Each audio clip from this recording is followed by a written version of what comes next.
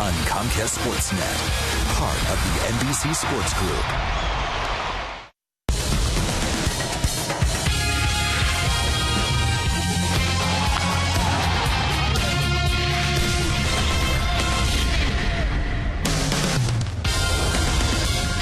It is a beautiful afternoon in the Valley. We're in Surprise, Arizona for Cubs Cactus League action here on Comcast Sportsnet. Today, the Cubs take on the two-time defending American League champion, Texas Rangers. And hi again, everyone. Along with Bob Brenly, I'm Len Casper. We welcome you to another season of Chicago Cubs baseball on Comcast Sportsnet. Partner, 14 games left before the real ones start to count.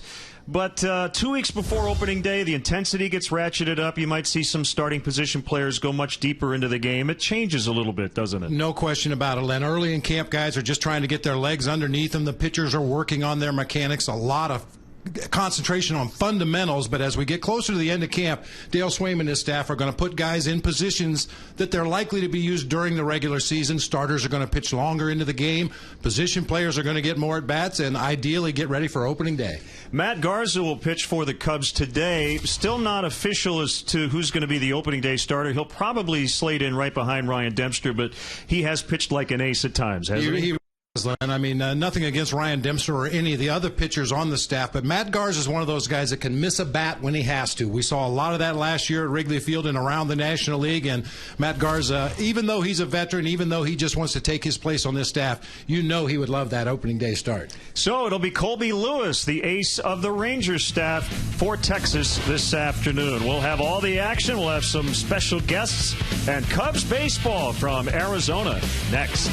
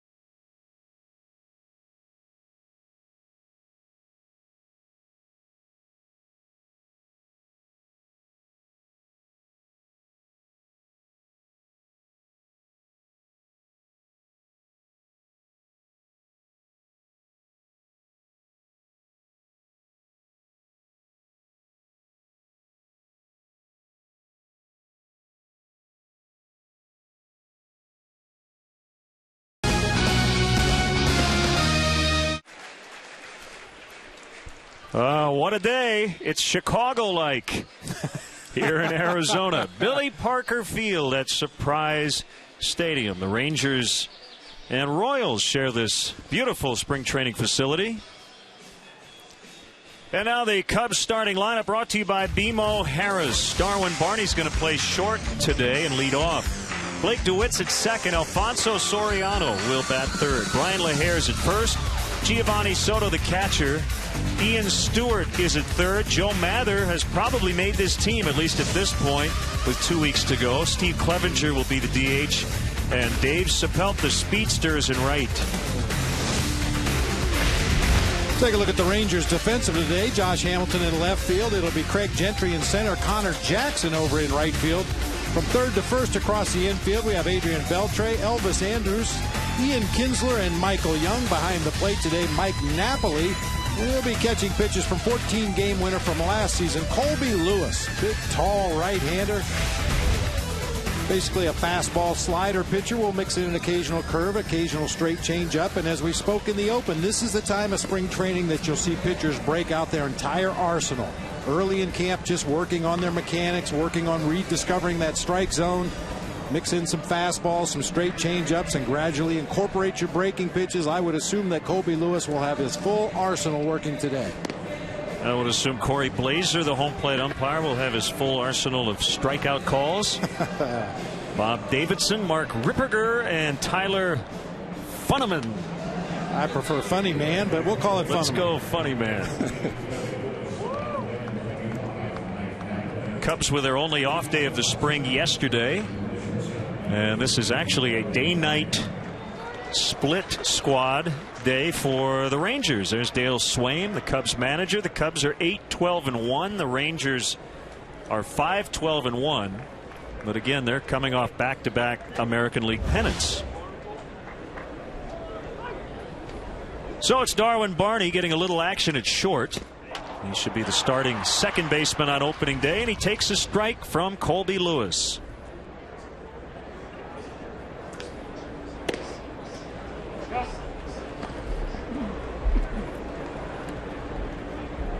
Well, he couldn't dial it up any better than this.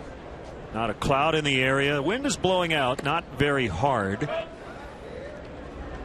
We'll probably end up in the 80s before the day is done. 2-1 is hit foul. This ballpark opened in 2002.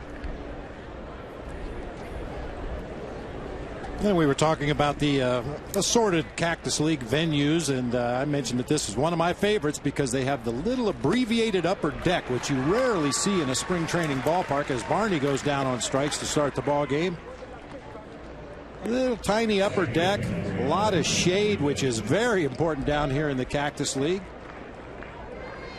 And if you prefer the sunshine, you can move down the right and left field line or on the grass berm out behind the outfield fence. Just a beautiful day to take in a ball game. Blake DeWitt playing second. That one just missed outside. See, off to a good start at the plate. And we know Blake can move around defensively. It appears as though Blake DeWitt and Jeff Baker and Joe Mather, Reed Johnson, a bunch of veterans are likely on this roster, along with the backup catcher. Pretty good competition for that spot. But Blake was actually taken off the roster right before spring training, Bob, and came in here with no guarantees. He's had a nice showing. It's a backhanded play by Ian Kinsler, and he got him. What a defensive play by the Ranger second baseman to get Blake DeWitt. Ranger, an appropriate name for what Ian Kinsler just did. Had to go a long way up the middle of the field. Ball hit just to the right of the pitcher's mound. Kinsler with a nice backhanded play. The off balance throw right on target to his first baseman Michael Young for the out. Yeah, just to follow up, Dale Swaim has really raved about what his bench will look like as Soriano went out of the zone, swing and a miss. And he should be excited about that bench. No player likes to start the season as a quote unquote bench player, but it helps to have veterans fill that role. Guys who have maybe been starters at some point in their career. They understand how important those at bats are late in a ball game.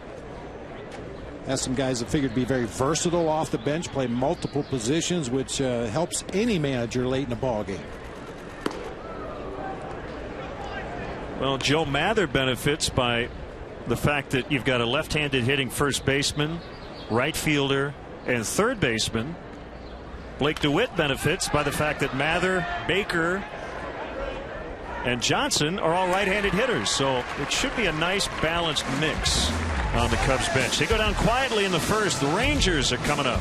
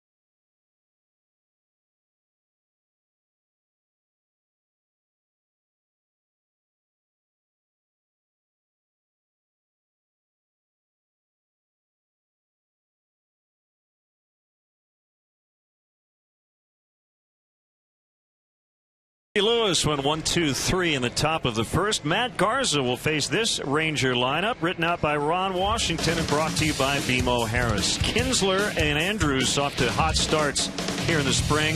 Josh Hamilton, the DH. Adrian Beltre is at third with Michael Young at first. Mike Napoli back of the plate. Brad Hopp is the designated hitter with Connor Jackson in right, Craig Gentry in center. Take a look at the Cubs defensively this afternoon. Soriano in left, Mather in center, Sapelt over in right field. Across the infield will be Ian Stewart at third base. Darwin Barney sliding over on the other side of the bag to play shortstop today, while Blake DeWitt mans second base. Brian Lahair will play first base. Giovanni Soto behind the plate for right-hander 28-year-old Matt Garza. 10-game winner last year for the Cubs. See his numbers in his previous 3 spring training starts. Still looking for that scoreless outing.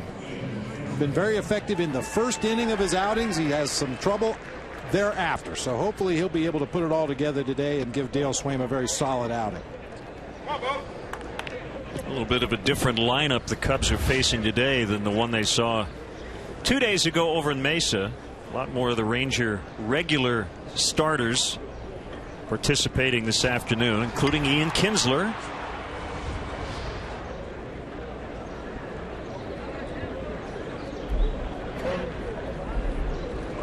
Matt Garza is 6'4", 215 pounds. And the 28-year-old righty with a 4-seam fastball right down the middle. I want to welcome those watching today on the MLB Network. Cubs and Rangers. As the Cubs will open the regular season 2 weeks from today. There's a bouncer neatly backhanded by Ian Stewart.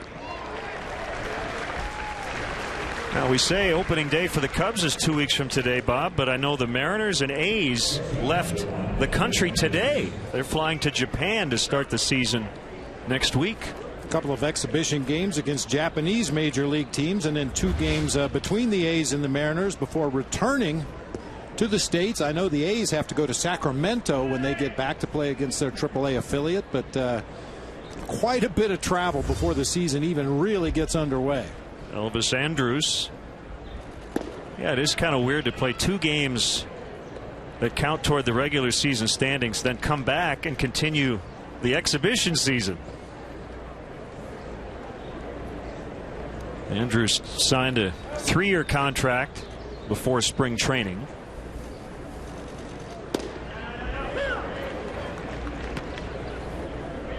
I know that everyone, I'm sure, in that Ranger dugout is focused on this year, but since it's our first look at them since the Classic World Series, it's still amazing to think that they didn't win it.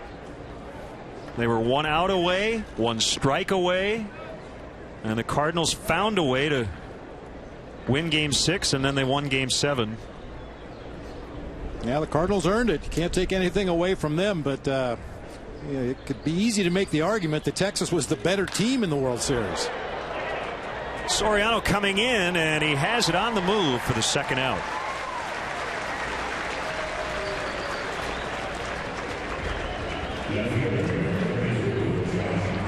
Ron Washington now in his 6th year as a Ranger manager. How about this? The Rangers have improved their win total each year under Washington after a 75-win campaign in his first year. And you know, Len, you mentioned the Rangers' 5-12-1 record down here in Cactus League play, but I don't think they're overly concerned. If you look at the last couple of years when they played in the World Series back-to-back in 2010, 2011, they were 10-19 in 2010, 13-16 last year in spring training. So if you need any more illustration that these games don't really mean that much as far as predicting what's going to happen during the regular season, the Rangers are a perfect example. 0-2 on perennial MVP candidate Josh Hamilton. Good fastball down and in. That's normally Hamilton's happy zone. One after the high fastball pops it up. Stewart battling the Arizona sun. And the starting pitchers each with a 1-2-3 opening frame.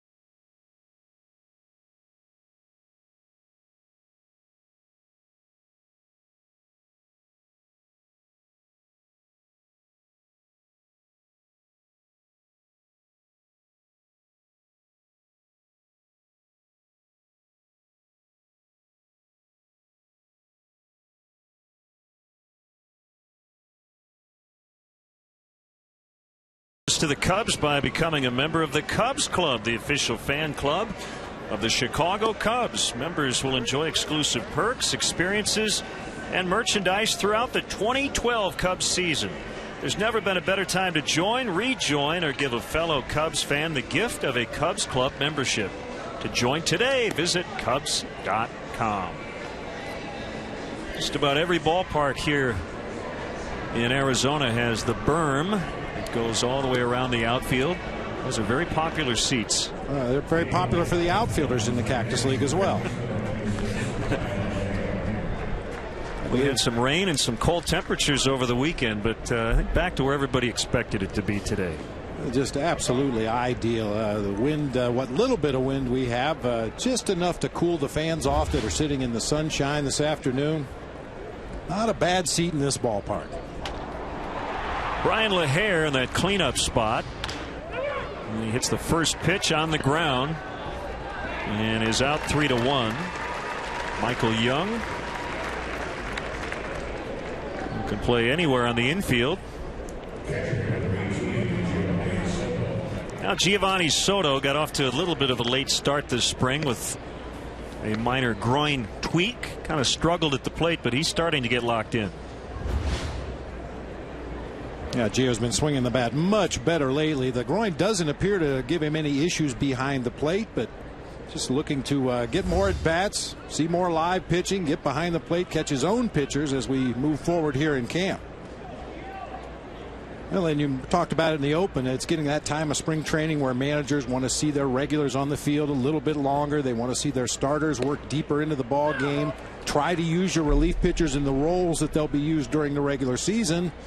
And making those evaluations, those final cuts to get down to your regular season roster. And with that in mind, more and more scouts at every game we attend down here in the Cactus League.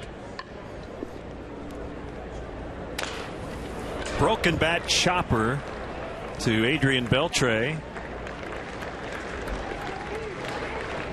You know, every team has weaknesses and surpluses as you get down to the end of spring training. You know there are going to be cuts, and with each passing day of the Cactus League, more and more scouts are out to the ballparks checking out which players may become available, which guys figure to make a roster, and everything gets recorded. Every pitch gets recorded. Every swing gets recorded. Now Ian Stewart, the third baseman. And the Cubs have beefed up their entire baseball department, but in particular the advanced scouting department has essentially gone from 1 to 4. There'll be 2 traveling members of the advanced scout team, and then 2 more working the computer and kind of analyzing everything in the office. Aren't too many secrets these days. I love how Dale Swaim termed it the other day. He said it's almost cheating.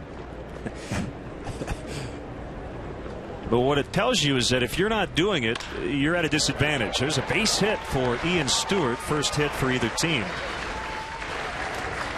Well, I think we had a tip-off of that the first couple days of pitcher-catcher only camp down here in Arizona, when every side session was videotaped. Every pitcher was videotaped in his initial side session of the spring and continues to be videotaped as we move through camp. Just comparing your mechanics out there on the mound. Is there something we can tighten up a little bit? Is there a reason your slider's not breaking the way it did last year? And that's something that's a new addition this year. So many guys are visual learners. You can talk to them in the clubhouse. You can talk to them in the coach's office all you want. Joe Mather out into deep left, and it's a 2-run homer.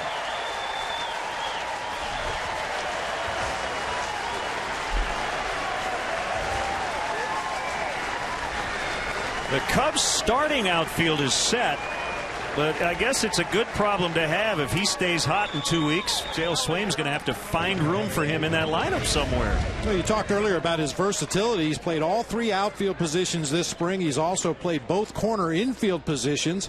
Long and lanky Joe Mather. He physically reminds you a little bit of Jason Worth of the Washington Nationals. That's a good call.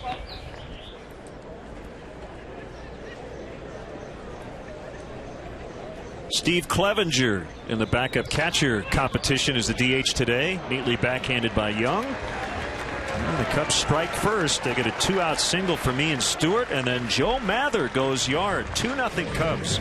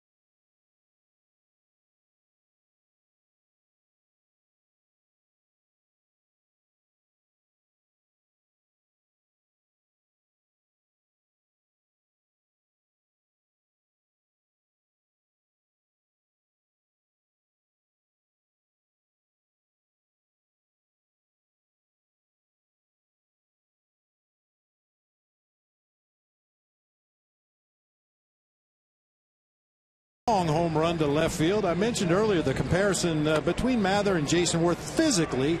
He's listed at 6'4" in the Cubs media guide. He looks a lot taller than that when you stand next to him down at field level, and he really uses every bit of it to generate bat speed and leverage. Former Cardinal and Atlanta Brave and Arizona upbringing. Adrian Beltre will lead off for the Rangers here in the bottom of the second.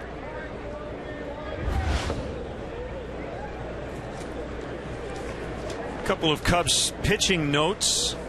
Cubs today made a move with Andy Sonnenstein. The right-hander was assigned outright to AAA Iowa. So the spring roster's down to 47. The Cubs 40-man roster now at 39. The guys are hacking early in the count as Darwin Barney will get Beltre. And good news on Carlos Marmol. He had to leave the game the other day against Texas on Tuesday with hand cramping. They did an MRI. They checked the nerves up near the neck, and everything seems to be okay. Nothing serious at this point. He's going to continue his normal throwing. So that's really good news considering he had to leave early. It's always scary when your closer comes out and they're looking at anything attached to that right arm. I know there's a lot of hand wringing over the ineffectiveness of Carlos Marmol up to this point of the Cactus League season, but keep in mind his best pitch is a slider, and historically breaking pitches do not work well in the Arizona dry air. We heard Matt Garza talk about it last spring, his first spring in Arizona. And Carlos Marmol having some issues, especially with that slider in the early going this spring. Hopefully he'll be able to find it by the time we get back to Wrigley Field. 1-1 on Michael Young.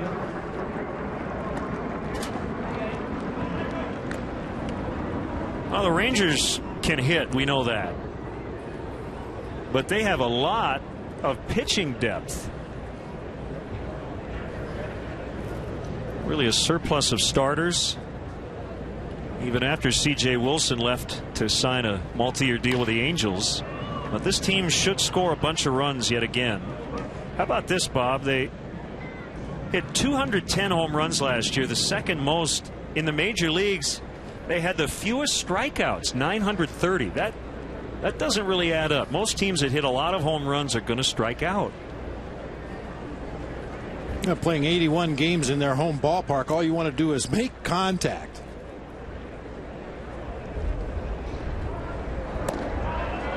A little bit outside. 3-2. We were talking earlier about the veterans that Dale Swayman, the Cubs, figure to have available off the bench this season. You want to talk about a veteran leader, a guy who does things the right way, shows his teammates how the game is supposed to be played and how you're supposed to conduct yourself. It's this young man right there in the batter's box, Michael Young. And he takes a walk. Seems like every year or every other year they change his position. They talk about maybe playing some younger players instead of Michael Young. He just kind of keeps his mouth shut, does what he's expected to do, and come opening day, he will be in that lineup. 213 hits and a .338 average last year for Michael Young. Another Michael Napoli.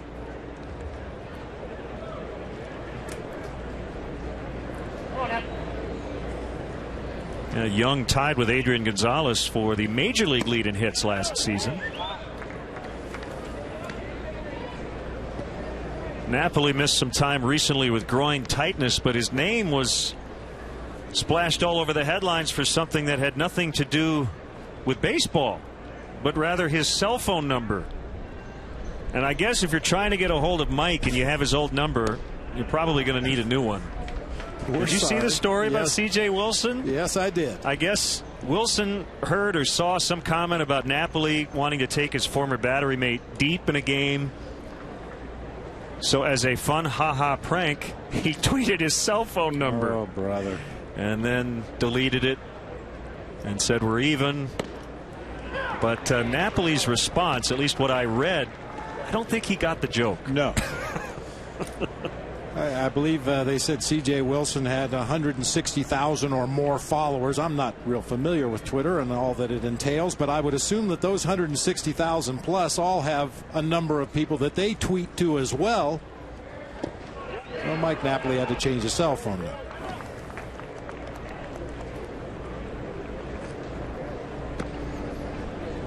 Giovanni Soto with a nice block behind home plate. Remember, we talked about his groin injury earlier in camp that he was having some issues with. No sign of any hesitation whatsoever as he almost does the splits getting over in that left-handed batter's box to block that pitch in the dirt. Well, Napoli coming off a huge year, 30 homers, 432 plate appearances, had a big postseason. Been DHing a lot this spring because of his groin issues, but he is catching today. When he takes great pride in his work behind the plate as well, Len. In his time in Anaheim, he kind of shared time with Jeff Mathis, who was considered the superior defensive catcher, and Mike Napoli considered the superior offensive catcher.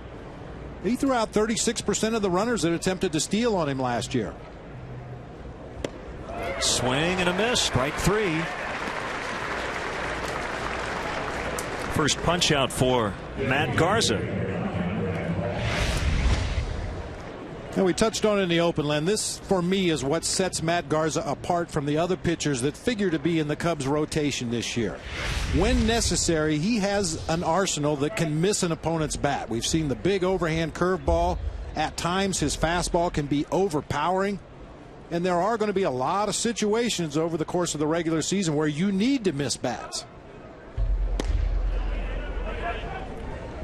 Brad Hopp dealing with a left hamstring strain.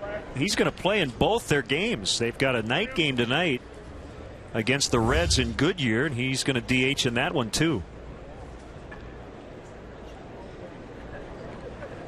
So he's pulling a Joel Youngblood today. Two different games in two different cities, but for the same team. That's the difference.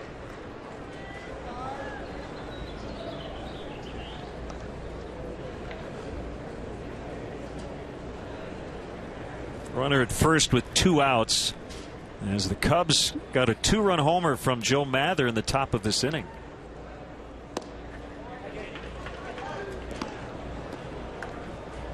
Talk about Brad Hopp DHing in both games of the split squad today for the Rangers. Spring training, you have to love it. I mean, it's not unusual for a team to send one of their major league players down to minor league camp at this time of year and allow him to lead off every inning, just to get the at-bats necessary to get your big boys ready for the regular season. 1 out walk, but no damage done after 2. Cubs 2, Rangers nothing.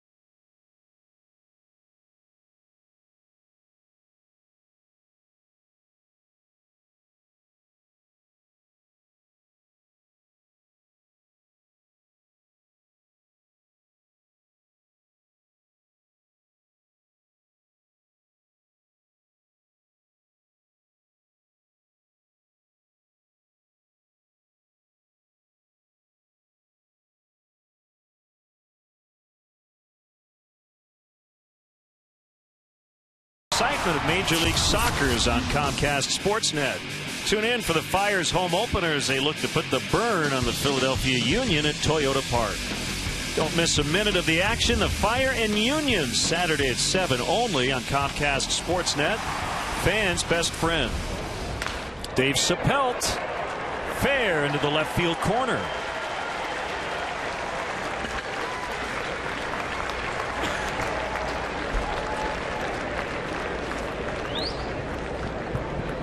Well, the bus must be double parked. A lot of guys up there first pitch hacking in the ball game today. It works out well for Dave Sapelt. Picks on a high fastball, lines it down into that left field corner for a leadoff double.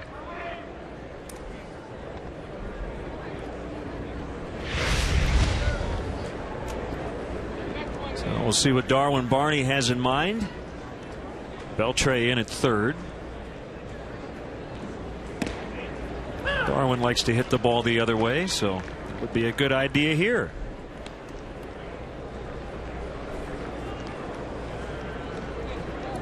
Bob, Barney normally a pretty aggressive guy at the plate. He does not have a walk this spring.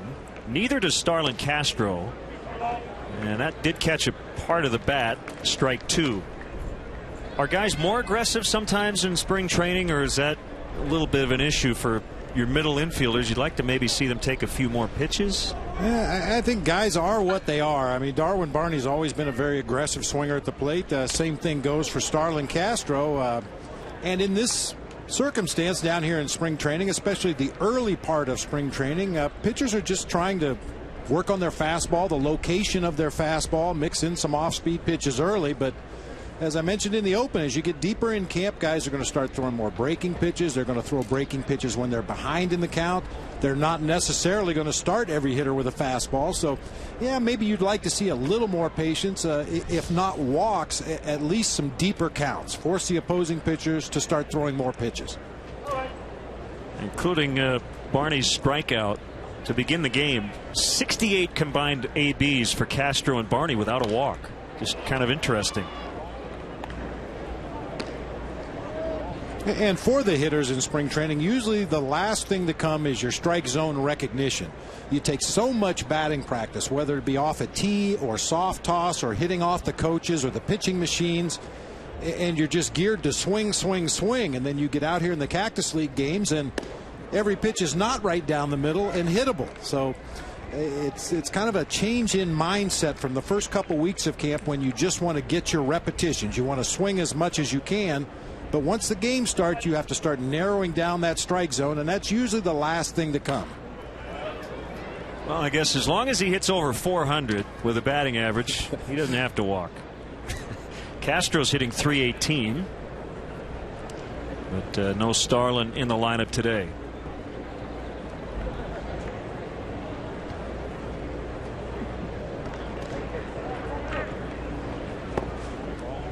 It's a good take right there. 2-2.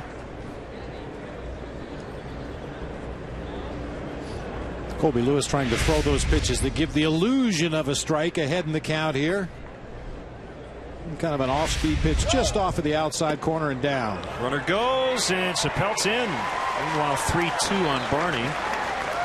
Cubs have been pretty aggressive. That's their 24th stolen base. We talked about it in some earlier telecasts this spring, Len, but Dale Swaim is not tied to the notion that you do not make the first or third out of an inning at third base. He tells his base runners, especially the speedy guys like Dave Sapelt, if you can get a walking lead and get a jump on that pitcher, go ahead. There it is, the first walk. Just as we bring it up, it goes down 0-2. Fights off a couple of pitches and then takes 4 balls.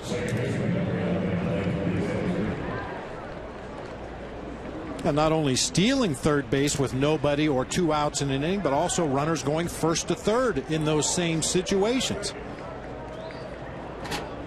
You know, if it's going to take an absolutely perfect throw and a perfect tag to get you at third base and you think you can make it, Dale Swaim has encouraged his players to be more aggressive on the bases this spring. And personally, I like that, Len, because if you think aggressively, even if you don't advance all the way from first to third base, you've run hard from first to second and given yourself an opportunity should the ball be bobbled in the outfield or a bad exchange as the ball comes back to the infield. But if you assume you're only going to advance 90 feet, you have no chance to advance onto third when that happens. I'll do it. Pat Listash at third with Dave McKay across the way. 0-2 on Blake DeWitt. Colby Lewis pitching in his first Cactus League game in 12 days. His last outing was a minor league game.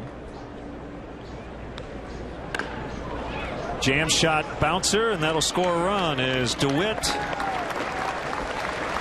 knocks in Dave Chappelle. 3-0 Cubs. Well, it wasn't pretty, but it was effective. Blake DeWitt fights this pitch off, hits that little dribbler to the left side of the infield. Good read by Dave Chappelle. He's off and will score easily. And Blake DeWitt with a ground out to third base not only picks up an RBI, but also advances Darwin Barney into scoring position.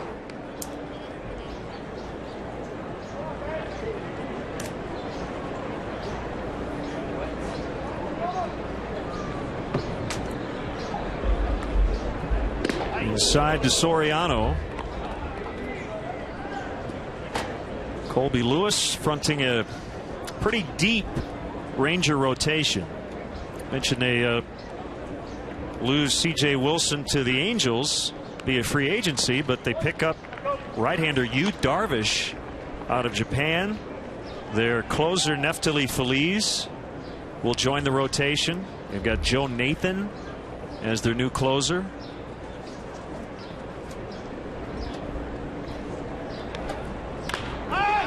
Soriano pops it up on the infield. And it's Andrews. 2 down.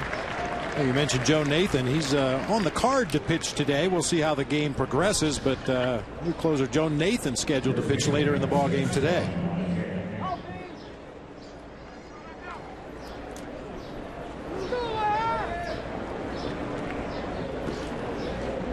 That's a typical spring training lineup card. I know who's on our side. I'm not sure who they have on the other side. Really, your only concern as a manager and bench coach in a spring training game is your own ball club. You're not going to play matchups in a spring training game until we get down to the last week, perhaps. You just want to make sure that you get your own guys in the game and get them the at-bats and the innings pitched that you hope to get them in when you left Mesa earlier today. Hard hit ground ball gobbled up by Young. The Cubs add a run. Coming up, the Cubs' new bench coach, Jamie Quirk. We'll chat with Jamie in the bottom of the third. Playset event at the Great Escape with hundreds of playsets from just $9.99. Buy now for spring installation. Start your own tournament with adjustable basketball hoops. Now only $7.49 with free safety pads. Only at the Great Escape. 3, 2, 1, go!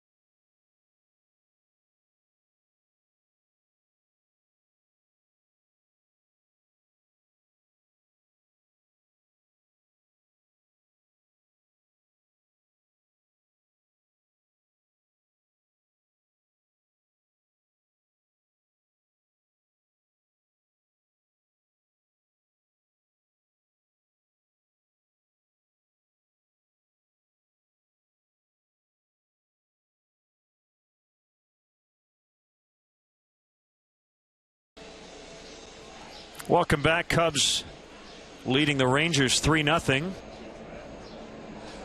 We have Jamie Quirk, the Cubs bench coach, from the Cubs dugout. Jamie, can you hear us? Yes, I can. Hey, man. nice to talk to you. Thank you. First things first, were you off yesterday? Because the off day is supposed to mean guys are off. Did you enjoy it? I enjoyed it very much. That's nice. I played golf with my 2 sons, so we had a great day. That is the day everybody circles on the calendar when the spring training schedule comes out, because it's the only one, isn't it? Yes, it is. You know when that day's coming, and you kind of, like you say, you have it marked on your calendar. It's been a busy time here. One more split squad day. That's going to be Monday, but the Cubs just finishing a stretch of 4 splits over a 6-day stretch. So there was a lot of traffic in the dugout and the clubhouse and the batting cage and everything, but it seems like camp has been run very, very efficiently. We think so. I mean, everything is going fine. We're finishing up a big stretch of games. A lot of guys getting in, which is good. A lot of at-bats, a lot of pitchers getting on the mound. So it's things you got to do it, but it's a grind on the players. You know, Jamie, I'm looking at your page in the Cubs media guide, and there's a picture of you standing next to John Wathan and George Brett. Talk, if you will, a little bit about what you gained by playing with those guys, those great teams that you had in Kansas City, and you know, certainly we miss John Wathan an awful lot. A great baseball guy.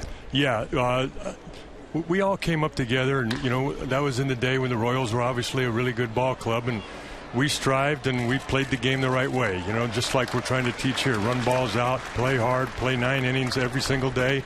Play the game to win that day. Worry about tomorrow, and that's kind of how I was brought up. Jamie, what about a past relationship with Dale Swaim? I mean, trying to piece together your career and his career. You guys played with several different teams. How long have you known Dale? Well, known Dale a long time. Never worked with him or played with him. I was just glad that he had faith and talked to me when he was being interviewed, and I was with Houston Astros, and he got permission to talk to me and interview me, and I was flattered and obviously excited to be here. But we never really worked together at all. In the fraternity of coaching, you always wave and say hi and how you doing, but you know, we had a lot of mutual friends, and it worked out great. I'm very excited. Dale wanted me to come over and help him. All right, 18 years as a big league player. You played a lot of the infield positions. You've been a coach for a long time. Can you name a few people who have really influenced your style in the dugout over the years? Well, 2 managers I played for. Is actually my very first manager in the big leagues. Whitey Herzog influenced me a lot as a young player.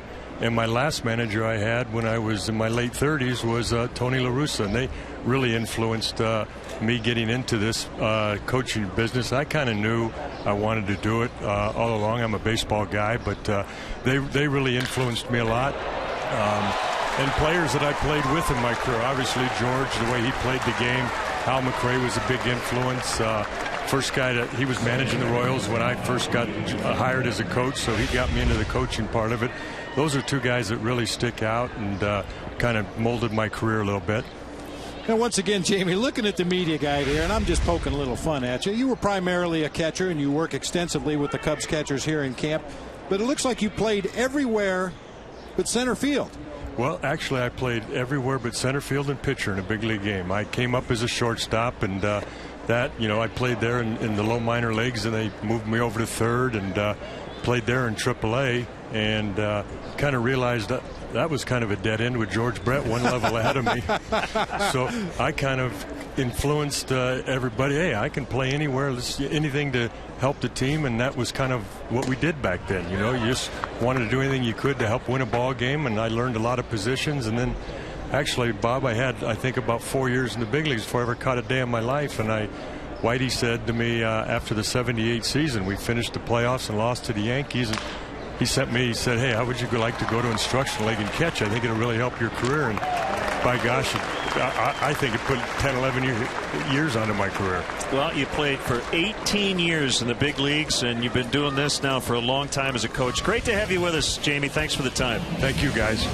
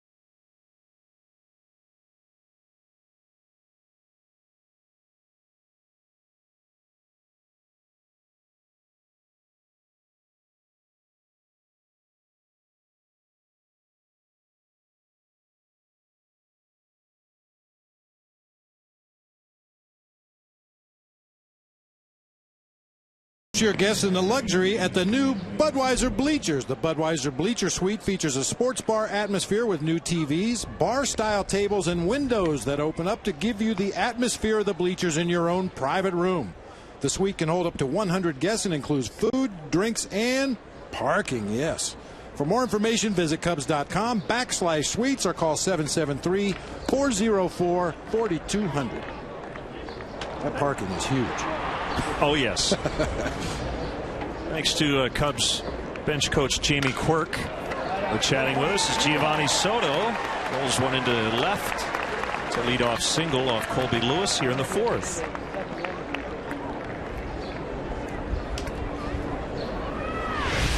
Giovanni Soto has always been a pretty good high fastball hitter, and that's exactly what he gets from Colby Lewis. Maybe hit it off the end of the bat just a little bit, but quick enough to drive it through the left side of the infield for a leadoff hit here in the fourth.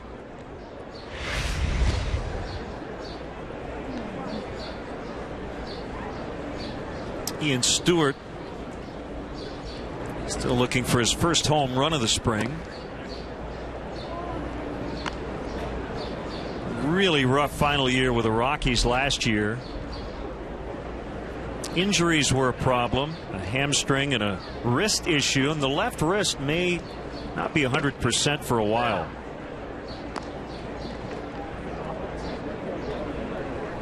You see the wrap on that left wrist. Probably have that all year.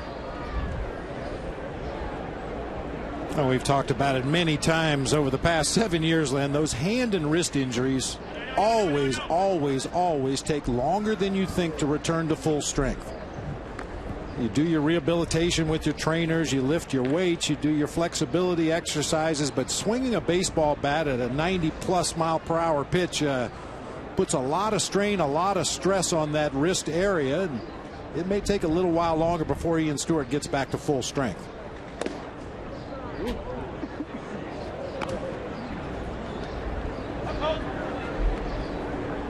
Battled some quad soreness recently, but nothing serious.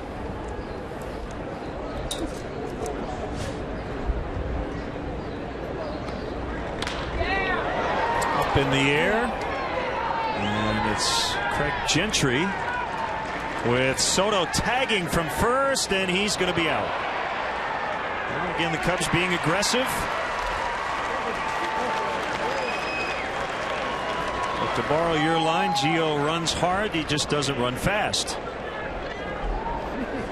Well, a good idea. Giovanni Soto saw that Gary Gentry in center field was going to get to that drive toward left center field, so rather than go halfway and just wait for the guy to catch the ball and go back to first, he goes back and tags up. This is where the mistake was made, if there was one. You can see that play right in front of you. You can determine whether that throw is on line or not, and slam on the brakes and go back to first. That time Gio, a little crazy, thought he could beat that throw to second base, and it turns into a double play. Joe Mather with 2 outs. Last time up, he cranked a 2-run shot. Well, we talked about him using that long frame and those long arms. Generates a lot of bat speed, tremendous leverage. He hasn't hit any cheapies down here this spring. Every time he hits a ball out of the ballpark, it is a blast. 3 homers now.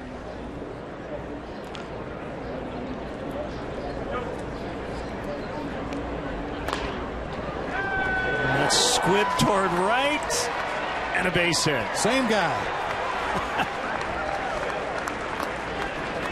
What a game.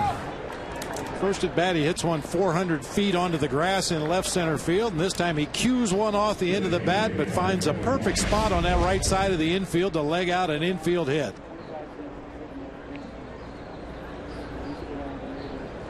Well, that's one thing that I've been impressed with this spring, the effort that we're seeing from everybody. Not only the guys that are trying to earn a spot on the team, but up and down the roster. So much time was spent in the early part of the Cubs camp on doing things fundamentally right, cutting the bases the right way, throwing to the right bases as a defender, but the effort has to be there first and foremost, and we've seen a lot of full-out effort this spring. Late swing by Steve Clevenger. Well, I think Lou Piniella used the term fooler in terms of a spring performance or maybe a September call-up. I think everybody here gets that. But it seems like it's an annual problem for every manager, and that is guys who have springs like Mather is having, who end up making a roster, and then they get 10 at-bats in the first 6 weeks. As a manager, how do you make sure this guy stays hot once this regular season starts if he's not a starter? Well, I think in Joe Mather's case, it might be a little easier for Dale Swain because he does play all over the field. He can play all 3 outfield positions, the corner infield positions. So, you know, depending on what Dale Swain wants to do, as Mather breaks for second base, and he'll be tagged out on the leg there. That was a delayed steal, and Andrus got him on the leg. So he tagged him a little late, but he was able to get him before Mather got to the base.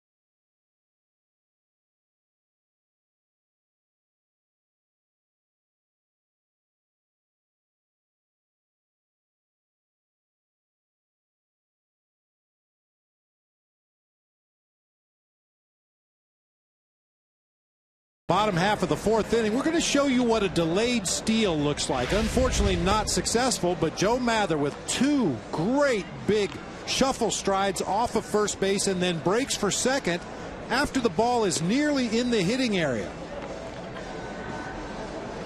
On a straight steal, a runner will immediately cross over and try to get up to top speed as quickly as he possibly can. The idea of a delayed steal is to maybe catch the catcher relaxing behind home plate, catch the middle infielders with their head down. That time, a nice tag by Elvis Andrus on the foot of Joe Mather for the out at second base. But that is the idea of a delayed steal. You don't break immediately. You take those big shuffle steps off the bag towards second base, and when the ball's in the hitting area, then you break for second base, something the Cubs have done a lot of this spring. Well, they did run into a couple of outs in the top of this inning, but again, this is where you really want to push a lot of buttons, and the Cubs have from really since day one. Matt Garza threw 3 innings, has allowed 1 base runner. That was a Michael Young walk in the second. That's it.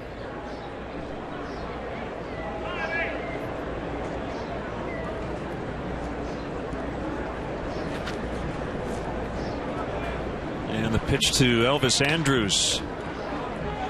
Bounce to Darwin Barney. And safe. Well, hair came off the bag, tagged late.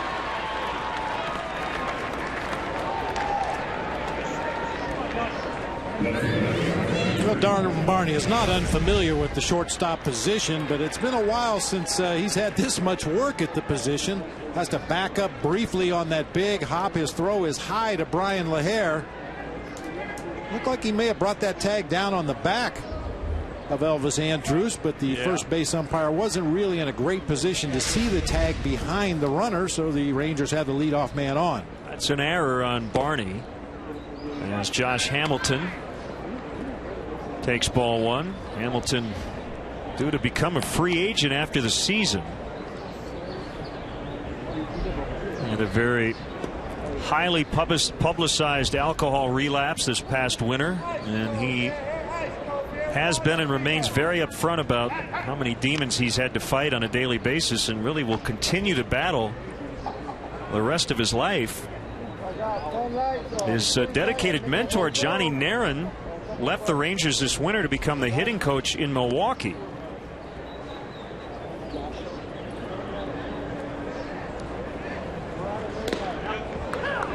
And then Josh's father-in-law agreed to take that position, eventually backed out due to family concerns, and the Rangers later hired a new assistant, Shane Kelly, former minor league strength and conditioning coach with the Royals, to work with Hamilton.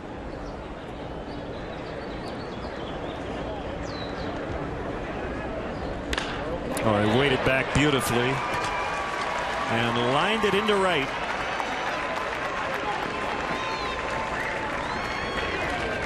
That's a professional hitter right there. Yes, indeed.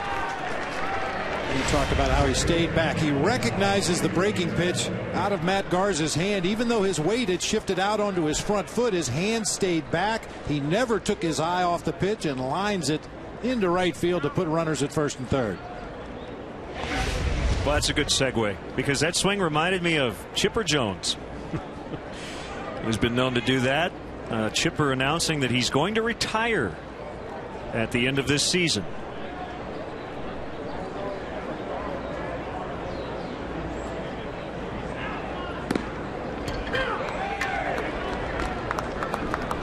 Well, one thing we know is the game will go on. It was a shock to go to Atlanta and not see Bobby Cox in uniform for the Braves, and certainly after this season it'll be a shock to go in there and not see number 10 down there at third base for the Braves. This will be his 19th year.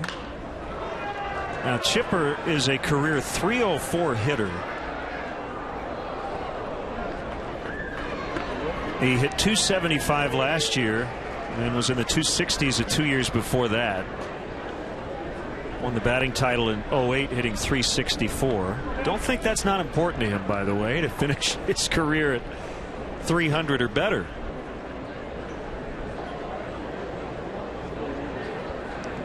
Don't think there's any question he'll be in the Hall of Fame. One of the greatest switch hitters of all time. I think the biggest knock in terms of, you look at his overall career, Bob, is that he hasn't played in over 150 games in 9 years. A lot of little nagging injuries have kept him out of the lineup, but can't argue with the success he's had. Mather with the catch. Here comes the throw to the plate, just a little bit late. Elvis Andrus scores, and the Rangers are on the board on a sac fly by Adrian Beltre.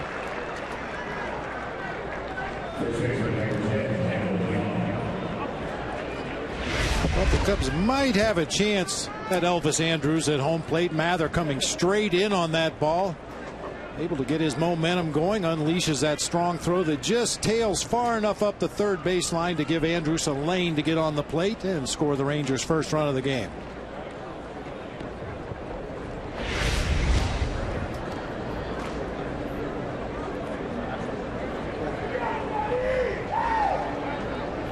Yeah, for a long time it was almost guaranteed that if the Braves had a day game after a night game, you just were not going to see Chipper in the ball game. Maybe as a pinch hitter late, maybe in an extra inning game if you were forced to bring him off the bench, but rarely did he man his position day games after night games, or as you said, a lot of nagging injuries. Not bad enough to put him on the disabled list, but just enough to keep him from full effectiveness.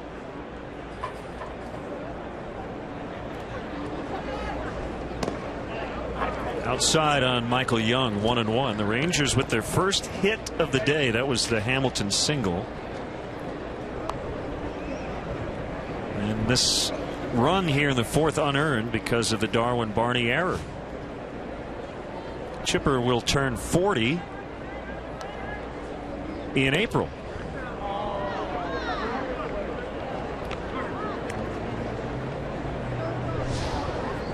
I'm sure somebody has kept statistics on how many shortstops that Chipper has played beside, but he's going to be breaking in a new one this year. The Braves figure to start the season with Tyler Pasternicki, a rookie, playing shortstop. And that's where Chipper made his major league debut in 1993.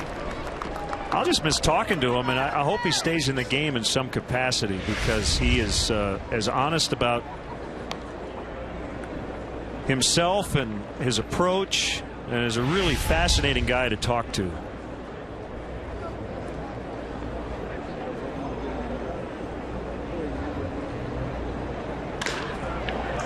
This will not be even one. I say had double play written all over it if it had been hit to Barney, but well placed by Michael Young, and that'll be a base hit.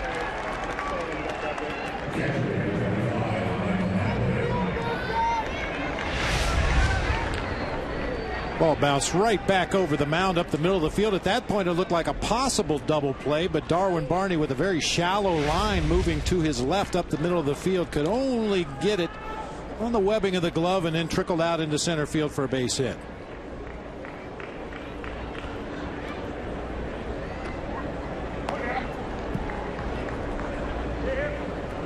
And I think with that throw to start this inning, you mentioned, Darwin considers himself a shortstop because that's what he came up playing, even though he's now the second baseman. But he's going to get more reps here at the end of the spring, because while you expect a healthy Starlin Castro to play maybe 155 to 160 games at short, if he has any nagging issues or has to go to the DL, I want to make sure Barney's ready. This is one of those what-if situations. God forbid Starlin Castro should go down with some kind of an injury, but Dale Swaim and his staff need to know if Darwin Barney can slide over and man that position for an extended period of time, or will it be necessary to bring a shortstop up to the major leagues. As I said earlier, Darwin has played a lot of shortstop in his career coming up through the Cubs system in college, so it's not a position that's unfamiliar to him, but Dale and his staff want to see with their own eyes what Darwin Barney is capable of doing at that shortstop position.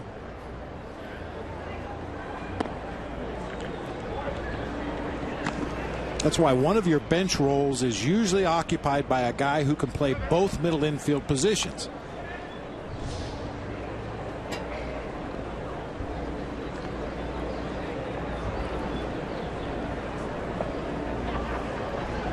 One-two to Napoli is outside. Yeah, that is the one position, the way the roster appears to be constituted, that you're probably going to have a starting position player be the backup at short. Barney for Castro, even though Darwin will be at second.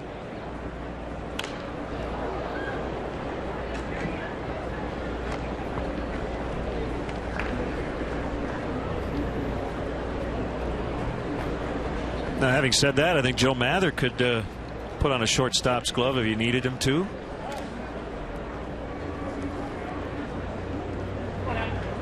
And it really comes down to, do we need somebody for a couple of days, or do we need somebody for a month or more? And if you're going to need somebody for an extended period of time, you'd much prefer to have somebody who's familiar with the position and you're confident that he's going to make all the defensive plays. If it's just plugging a hole for a couple of days, you can slide somebody over there. Put a utility guy at shortstop or second base for a couple of days.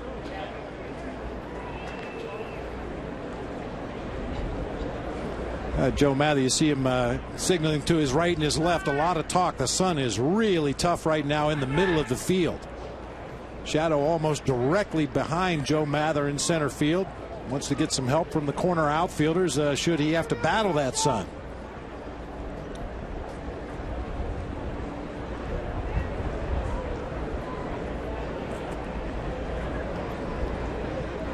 Cubs assuming Young will be running with this 3-2. And he is. Fastball missed to load the bases.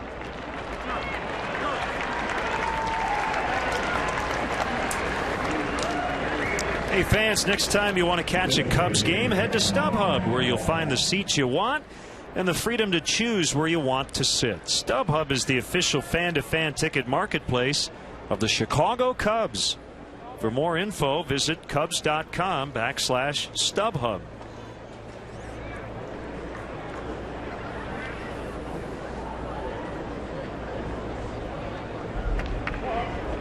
He has moved around a lot. And again, could fill in on the middle part of the infield if needed. You know what that means, Len? That means he's got a duffel bag full of gloves. First baseman's mitt, a third base glove, an outfield glove. I'd venture to guess he's got a catcher's mitt buried somewhere in that duffel bag, just in case.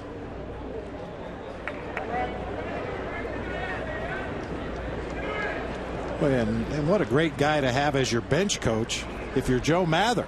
We talked to Jamie Quirk earlier about the multiple positions that he played throughout his career and the special challenges that that brings.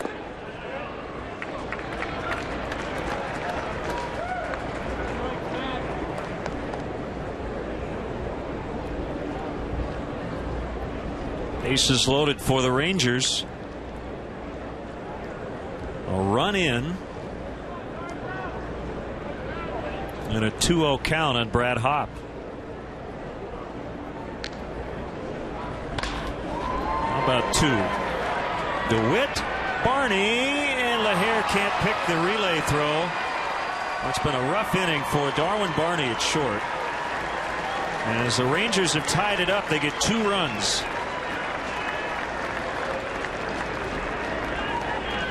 And it's 3-3. You can't really call that a routine double play. Blake DeWitt at his position at second base had to kind of hold his position, let the ball come to him, and then wheel back to his right to throw to Barney. And there's just no rhythm, no timing whatsoever on this double play attempt. Barney avoiding the sliding runner and then spikes the ball in the dirt to Brian LaHare, who's unable to pick it out of the dirt, and the Rangers have tied it.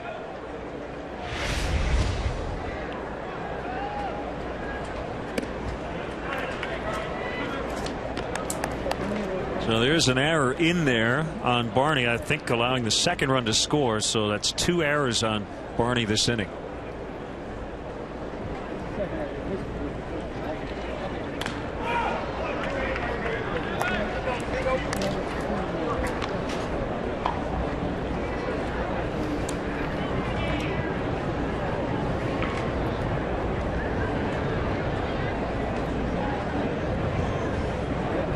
One to Connor Jackson.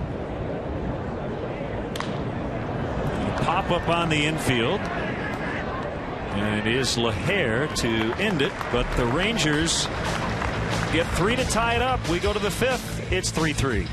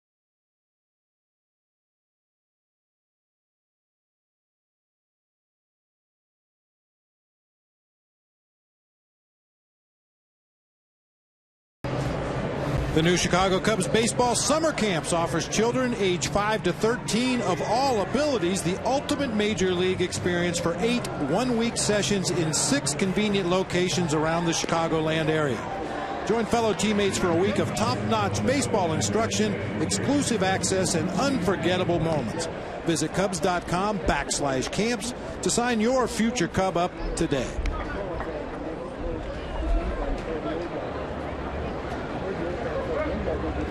A 3-3 tie as the Cubs will bat.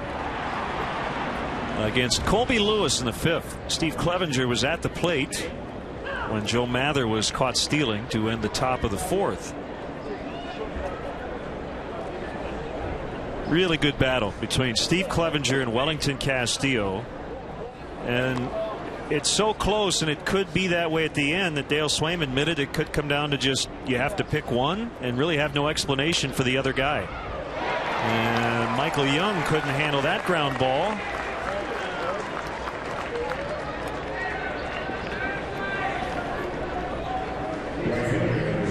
Looked like Michael Young thought that ball was hit a lot harder than it really was. Went down to a knee to try to corral it on his left side and just allowed it to skip through into right field. That'll be a base hit for Steve Clevenger. Two-hopper gets underneath the glove of Young on into right field. Yeah, you're right, Len. I mean, you talk about exactly what you want to see as a manager. You've got two catchers battling for that backup spot, and both have really responded well, not only at the plate but behind the plate.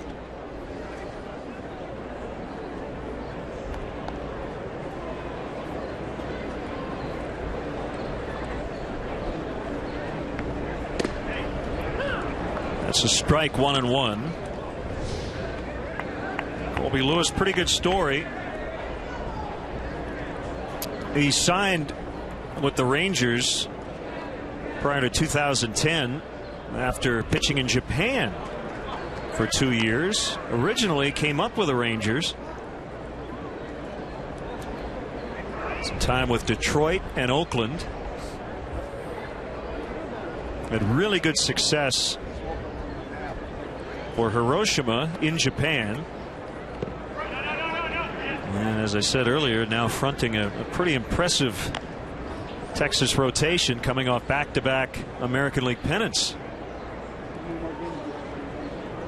Particularly good in the 2010 playoffs. He went 3-0 with a 1.71. Boy, and it all works hand in hand, Len. We've talked a lot about the depth of the Rangers rotation. Beltre, Kinsler, and they turn it. No, they didn't. Young couldn't handle the throw, so Sepelt is safe. Just to finish that thought, it's amazing how much better your pitching staff gets when your team scores a boatload of runs every night.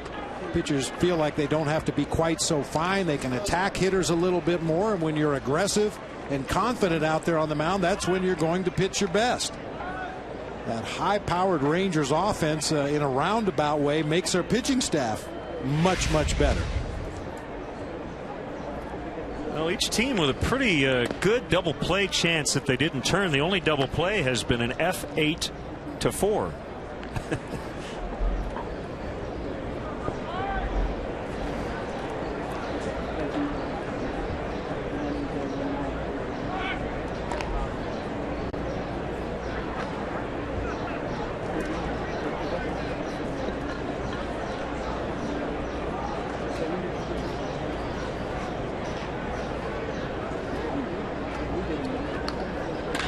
Darwin Barney out into the gap at deep left center. Josh Hamilton won't get there. It rests right at the wall.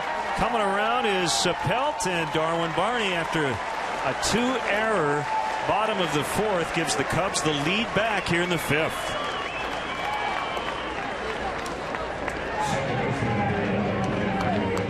One of the big stories earlier in camp was how much bigger and stronger Darwin Barney looked. Worked very hard this winter to bulk up a little bit, not necessarily to hit home runs, but to do exactly this.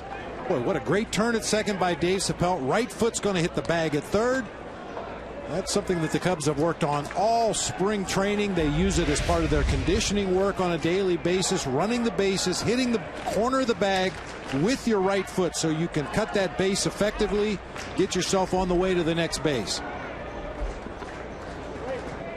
We had a good read that time by Dave Sepelt. He realized that ball was going to get down in the gap and scored rather easily.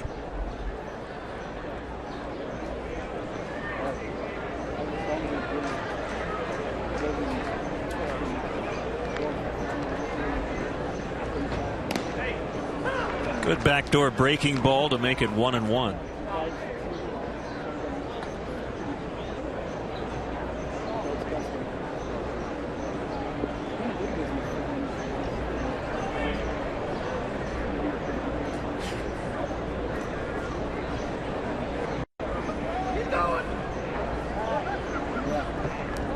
Davey Johnson yesterday, the Nationals manager, announcing Steven Strasburg will be his opening day starter against the Cubs at Wrigley Field on April 5th.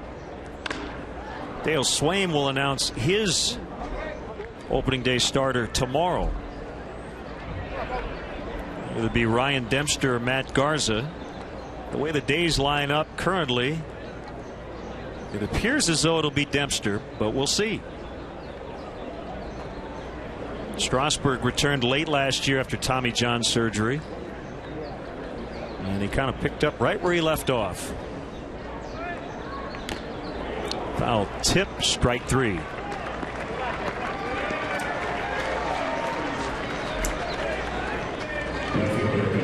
Cubs baseball is brought to you by Grinds Coffee Pouches, the healthy alternative to tobacco for professional baseball. Visit getgrinds.com for more information.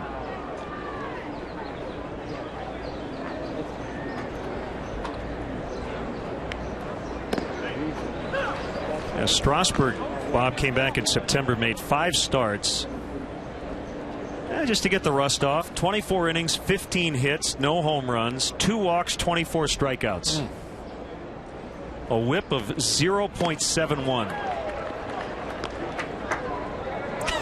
Well, he's a very special talent. There's no question about that. And it would be just great to be able to watch him pitch an entire season and see what kind of numbers he could accumulate.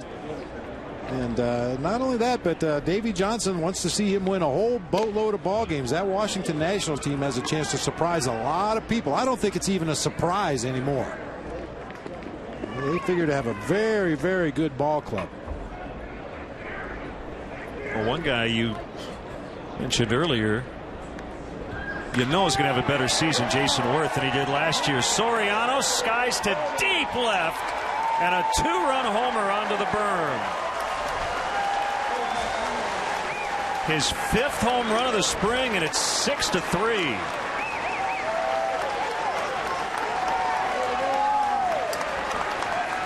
Only Ryan Rayburn of the Detroit Tigers, who has 6 home runs, has more this spring than Soriano.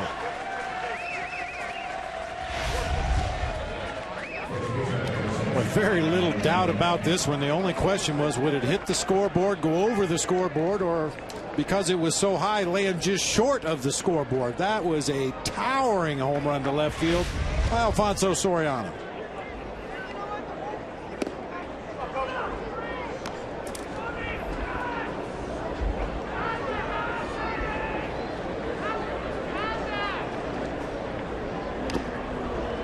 Oh, 2 on Brian LaHare. Yeah, the Nationals rotation has a chance to be really good. Gio Gonzalez, they got from Oakland in the offseason. Edwin Jackson. Jordan Zimmerman's going to be, I guess, their number 4 guy. Got John Lannon, their former opening day starter from a couple years ago, rounding it out.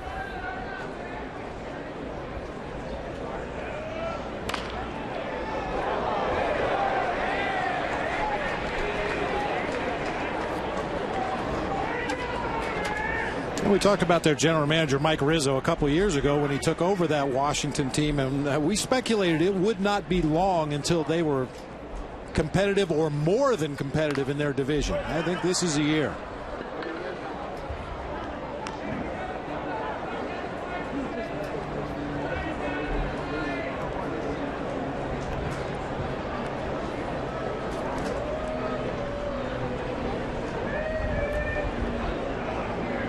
I believe that's Brett Jackson. I think you're right. Under the towel there. Hamilton. And that is just foul. Boy, that ball almost was fair. And he just missed a home run. I was more watching the top of the fence to see if it was going to go over rather than fair or foul.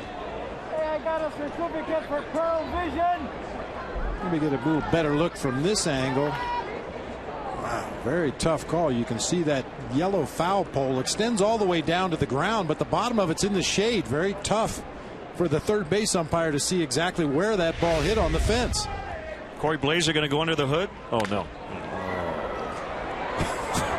I was wondering if they had replay in spring training. That's fair. And Brian LaHare will have a double.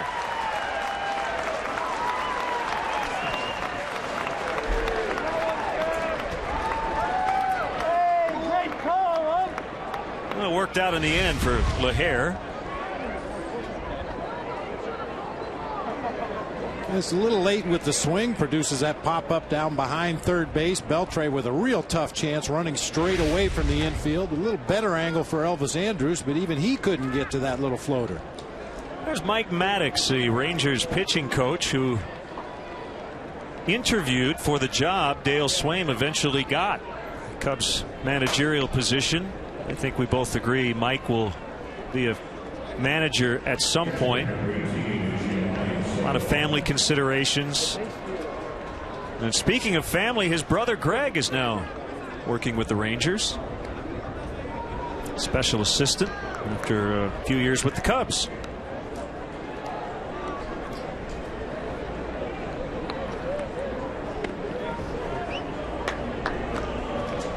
Well, you know, this game occasionally, Len, cannot be very fair. And unfortunately for Ron Washington, getting to the World Series 2 years in a row and not bringing home the big trophy, he's under a little pressure this year. This Rangers ball club, as we've talked throughout the afternoon, they are loaded for bear.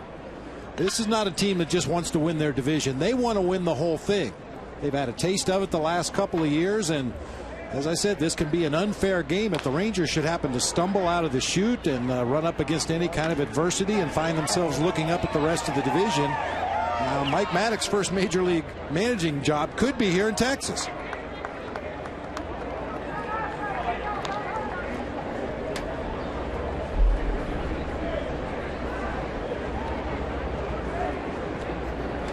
Robin Ventura's major league debut as a manager will come against the Rangers on opening day.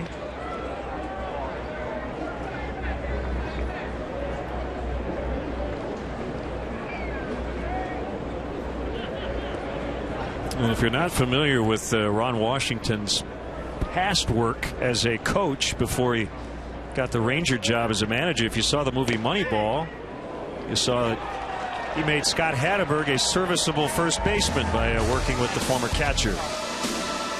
Soriano with a home run. Cubs get 3.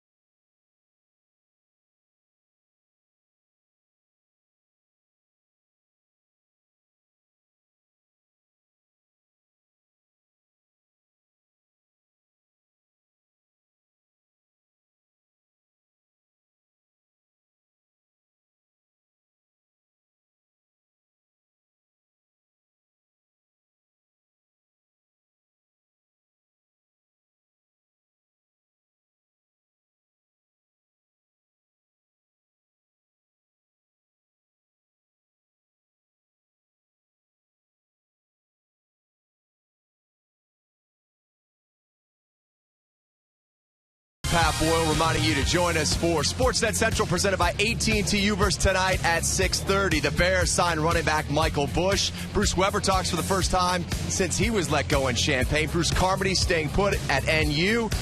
And I'll be live here in Arizona with the latest on Carlos Marmol. And GM Jed Hoyer joins me to discuss the back end of that Cubs starting rotation. It is Sportsnet Central presented by AT&T Uverse. Mark Shanowski's your host. It comes your way tonight at 6:30. And Len and Bob, since you guys will do that promo like over 150 times over the next 6 months, I figured I'd do just this one for you. Back to you guys. Yeah, I appreciate that, Pat. I was saying it's a nice touch, and Pat's going to join us in the booth. Coming up in the 6th, we'll get his impressions on the Cubs here in Arizona as Matt Garza takes his warm-up tosses for the bottom of the 5th. Bob, we talked about it briefly in the open. We are getting to the point where, you know, the position players early get 2 or 3 at bats, then they're done after 5 or 6. But Dale Swaim's starting to stagger it where some guys will play all 9. I think that's very important, Len. I mean, just for the mere fact of being on your feet for 9 innings. If you start coming out of ball games after 2 at-bats, 3 at-bats, you might get 4 or 5 innings of playing time. And then the regular season rolls around, and instead of being on the field for an hour and 15 minutes, you find yourself on the field for 3 hours plus. You have to get used to the length of the ball game. You have to get used to maintaining your focus and concentration for 3 or 4 hours instead of just an hour or an hour and a half. So a lot of different reasons why you have to get your guys fully game ready before you break camp. And a strike on Craig Gentry, the center fielder, lined out to second his first time. You know, not only that, Len, but the routine that the players will work under on a daily basis changes as camp goes on. Guys are in uniform very early for the first couple of weeks of camp. They do a lot of fundamental work, a lot of individual drills with their various instructors. And then as you get deeper and deeper into the games, it becomes more like your regular season schedule. You come to the ballpark. You go to the training room if you need work there. As that ball is grounded to Barney at short, he handles this one much better for the first out of the inning. You get into more of a pregame routine. Your batting practice will be the same time it will be during the regular season. Your infield practice will be the same time as it will be during the regular season, leading up to game time. I mean, these guys, it wasn't unusual to see guys on the field in full uniform at 7 o'clock in the morning going through their routines and their fundamentals. Then a team fundamental, then team batting practice, then a team infield, and then play a game after that. But as you get deeper and deeper into spring training, those morning drills are cut shorter and shorter and shorter and eventually phased out completely, and everything is focused on the ball game.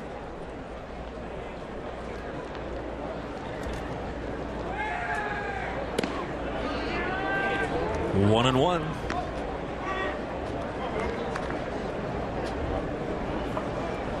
More breaking news on this Thursday.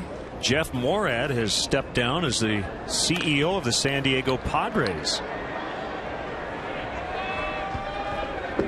Tom Garfinkel, the president and COO, will take over the CEO duties on an interim basis. You might have seen the headline recently that the application to become the controlling owner or partner of the Padres was dropped by Morad. It was like a 4 or 5 year process of ownership transfer from John Moores, who is still the owner of the Padres. So pretty big shakeup there.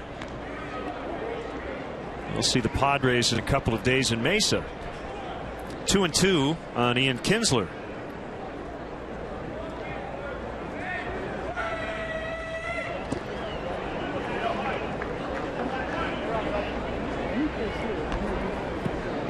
Boy, perfect execution there by Matt Garza. You saw Giovanni Soto slide out on the outside corner and bang his catcher's mitt on the ground. He wanted that pitch down, and that's exactly where Matt Garza threw it, hoping to get Kinsler to chase.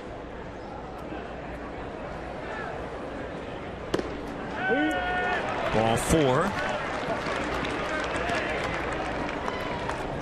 Third walk given up by Matt Garza. The Cubs' new baseball regime generated a lot of buzz over the offseason. Now everyone is ready to see the players in action. Tickets are available now for the 2012 season, including some of the biggest matchups of the year with the White Sox, Red Sox, and Cardinals. To purchase tickets, visit Cubs.com, call 1-800-THE-CUBS, or visit the Wrigley Field box office. Elvis Andrus reached on an error and scored the Rangers' first run in the 4th.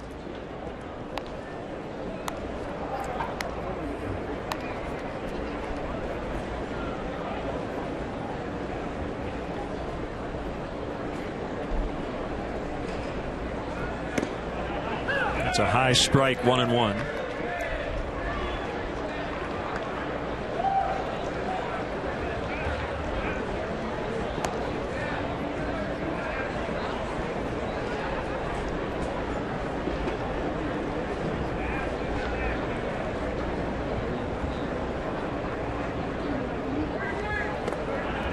Well, A.J. Burnett would have been the Pittsburgh Pirates opening day starter, but he suffered the fractured orbital bone as he bunted one off his face earlier this spring.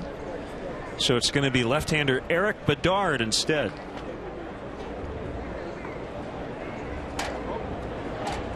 Would you see Miguel Cabrera the other day take a ground ball off his face?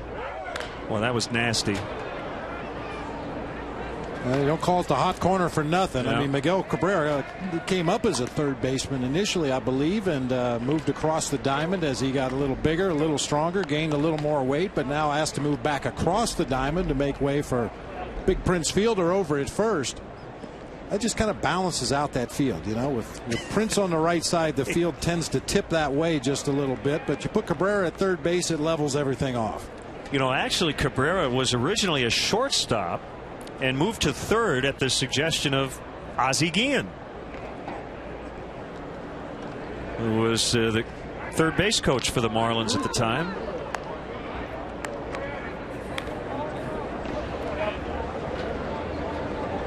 Yeah, you just get it in your head, you know, Chipper Jones, third base.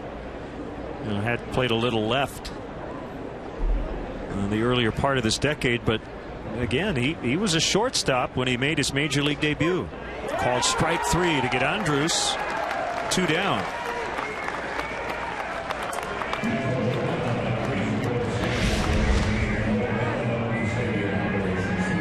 Like a four-seamer, maybe a tad off of that inside corner. You can see Andrus realized he had no chance of pulling the trigger on that pitch. He just hoped it was off the plate inside for a ball, but Matt Garza and Giovanni Soto get the call for strike 3.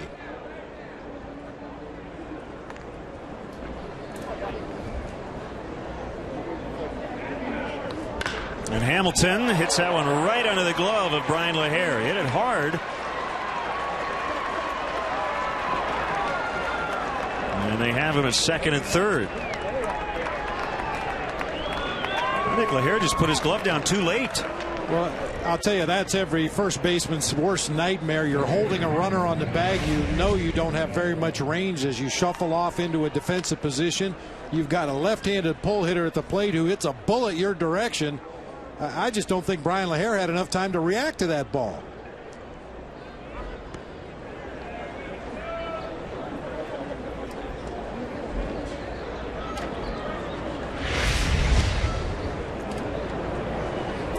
And it is an error on LaHare. The Cubs have committed 3 errors in the last 2 innings. That gives Beltre an opportunity, and this is a team against which you don't want to give 4 outs too often. Well, the Cubs right in the middle of the pack defensively coming into play today. As far as errors committed, they had 15 on the Cactus League season in 21 games coming into play today, but obviously that number will get a little inflated. And that's something that the Cubs have really focused on this spring as well, with what appears to be a lack of thunder up and down the lineup. You just have to make sure you only give the opposing team 3 outs in an inning. You got to tighten up that defense. It's going to make your pitching staff better, going to make your offense not have to work as hard to win ball games. And there's plenty of room for improvement after last season. They were arguably the worst defensive team in baseball last year, and that has to improve.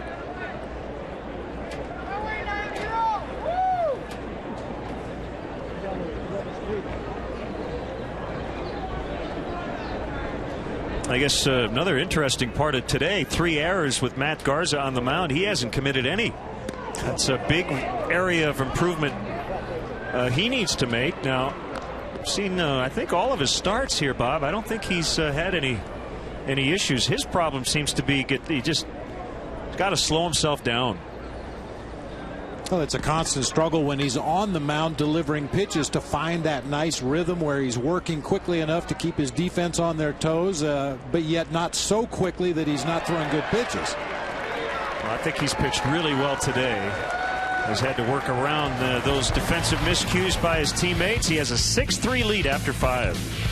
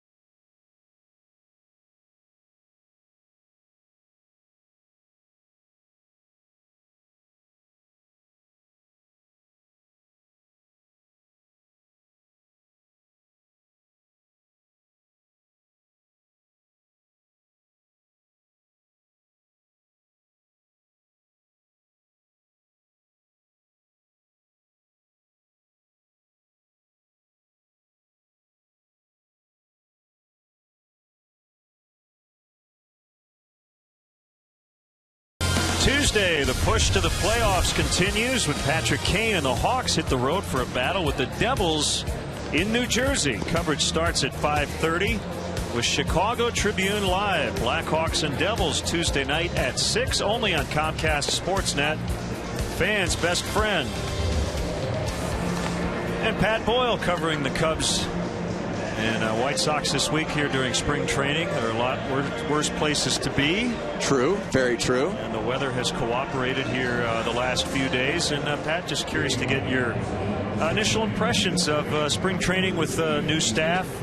And you're going to talk with Jed Hoyer tonight. That's correct. I mean, obviously a lot of new faces, a lot of new names, but just how efficiently and effectively this organization is being run. Everybody knows where they have to be at a certain time and the job that they're going to go out there and try to do. And you can just kind of see that they're setting the groundwork, the foundation for hopefully a championship run in the not so distant future. New pitcher for Texas is right-hander Mark Lowe. Cubs leading 6-3 here in the 6th inning.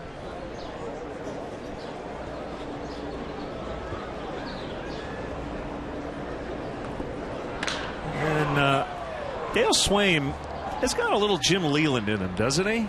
I mean, he's no nonsense. He'll give you a direct answer, and that's it. It's not that he doesn't enjoy dealing with the media, but he's not going to go off on tangents, so to speak. We're all on a need-to-know basis, but he's a teacher as well, which is I think a great thing. I think a veteran ball player must respect when they see their manager, in the video room with a Starlin Castro at 8 o'clock in the morning going over things on videotape. And I mean, that's just one of the the new added features that this organization has brought to the table here in the last year. I mean, they brought 4 people on board to handle that particular department, and I think it was only 1 a year ago. And a lot of technology all around this ballpark right now, focusing on different places that they're going to all take back and assess. Ian Stewart with his first homer of the spring. Well, they call it a home run party deck, and he just introduced himself to all those fans out there. It's 7-3. Ball was crushed.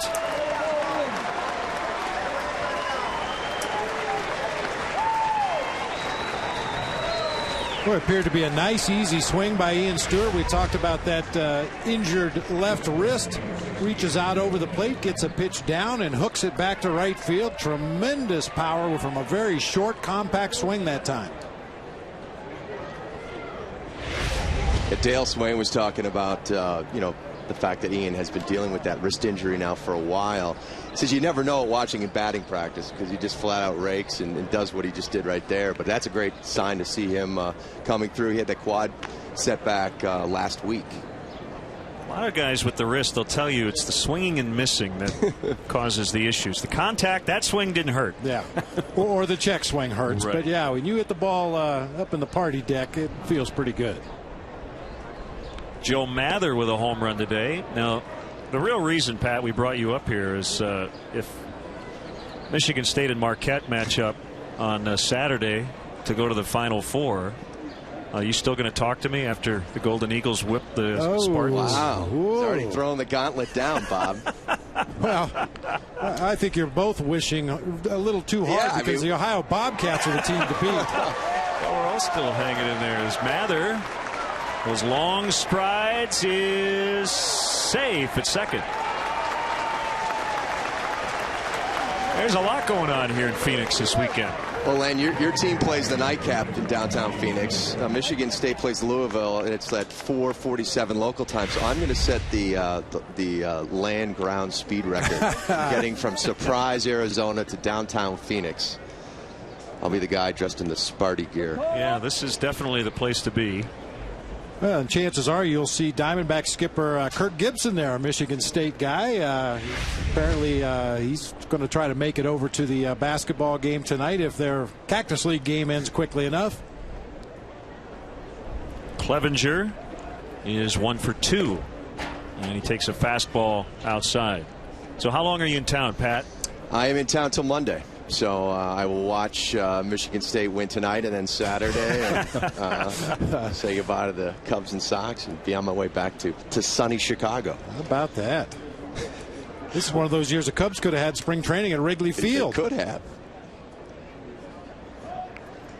What do you think it's going to be April 5th? I don't even want to venture a guess. There you go. One way or the other, we'll be there. Whether it's all bundled up or in golf shirts. Yeah, I'm not sure if it was Dale Swaim or one of the other coaches on the staff when we had those couple days last week of cold, windy weather. And, geez, what a tough day to get your work in. And I believe it was Dale that said we better get used to it. That's what we're going to be playing in.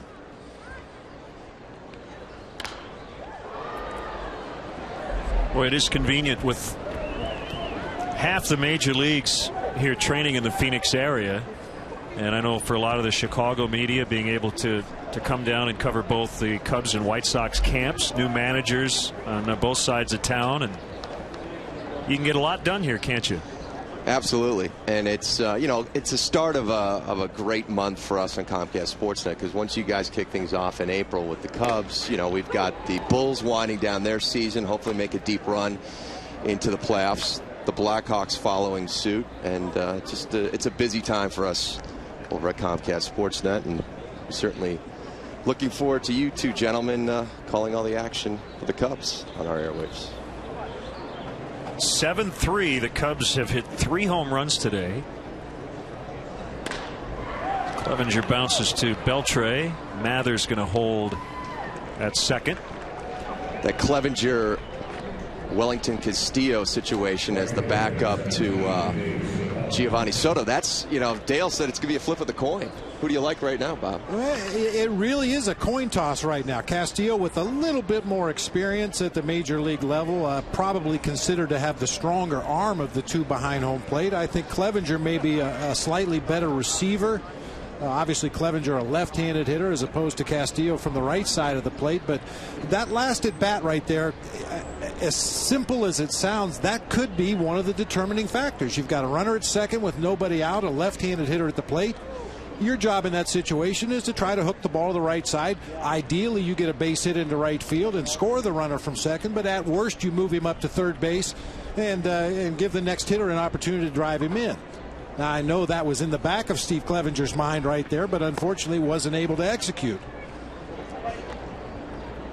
He's not real happy with himself after that at bat. Well, and he's a good baseball guy. He knows the game. He knows what he wanted to do. Unfortunately, he picked a bad pitch to swing at right there. A ball out away from him and down. Very tough to hook that ball back to the right side of the field.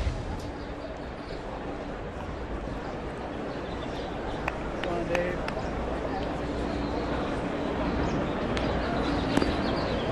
Two 2-0 on Dave Chappelle.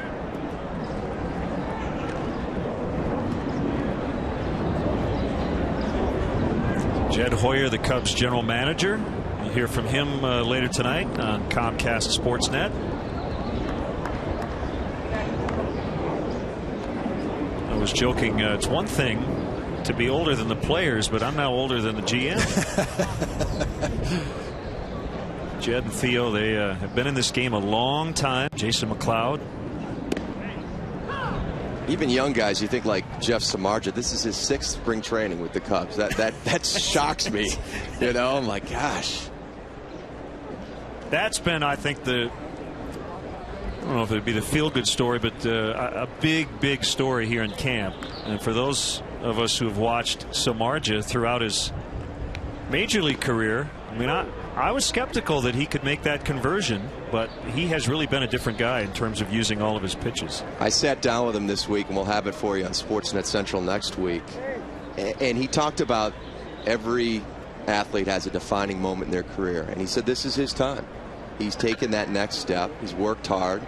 He wants to be a starter. He's developed the pitches. He's been stellar through the last month.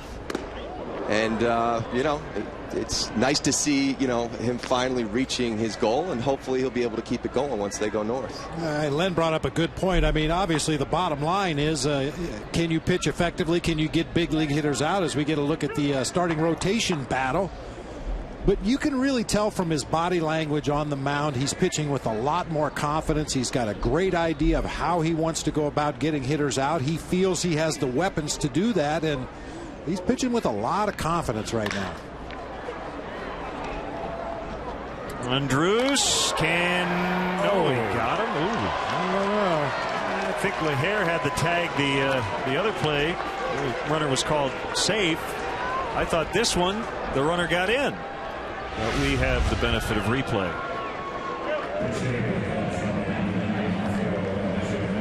Has to back up just a little bit to field that tough last hop. And yeah, Dave Chappelle, a guy that's built very low to the ground. I'm not so sure the tag was applied there, but highly paid professional umpires a lot closer than we are. That's the last break I'm going to give him all year. Maybe he's trying to get to the NCAA tournament a little bit later on this evening. Alfredo Meziga will hit for Darwin Barney.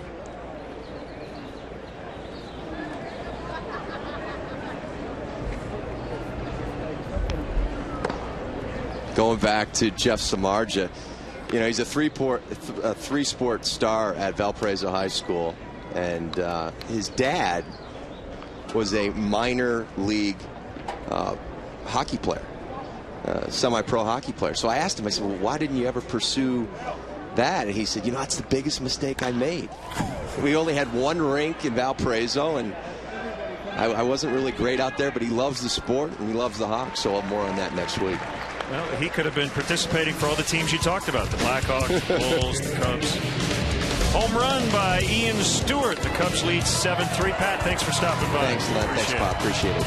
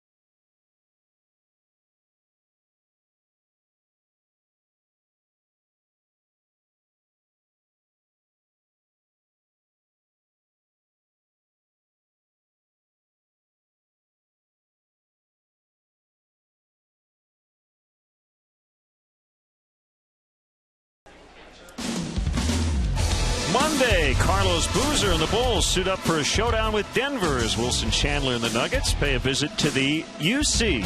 Coverage begins at 6:30 with McDonald's Bulls pregame live. Bulls Nuggets from the United Center Monday night at 6:30, only on Comcast Sportsnet.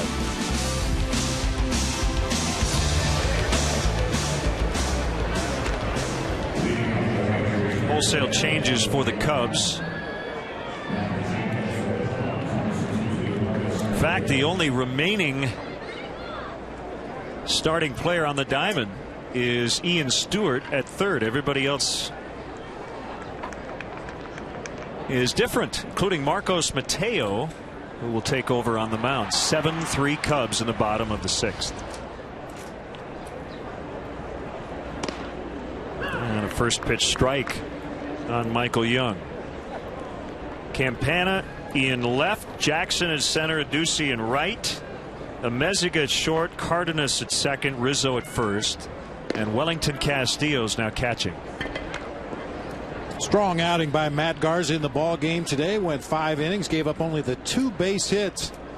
If there's anything he'd like to work on after this one, probably the base on balls. He did issue 3 free passes to go along with his 3 strikeouts, but Big step forward for Matt Garza today. Pitched himself out of a couple of tough jams. The only runs he scored were the inning that the Cubs made a couple of errors. And those runs were unearned. So 3 unearned runs in 5 innings.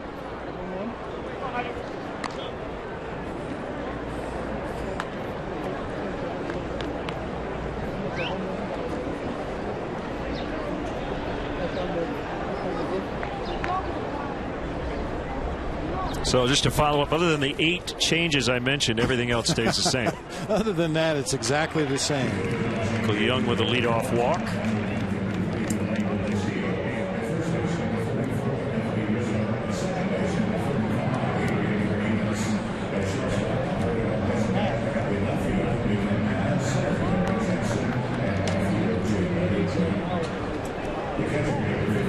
Luis Martinez hitting for Mike Napoli, unless he was already in the game. I believe he was. He snuck in there defensively. Okay. I thought he was just coming out to warm up the pitcher, but he ended up staying in the ball game defensively for Mike Napoli. And he's batting for himself.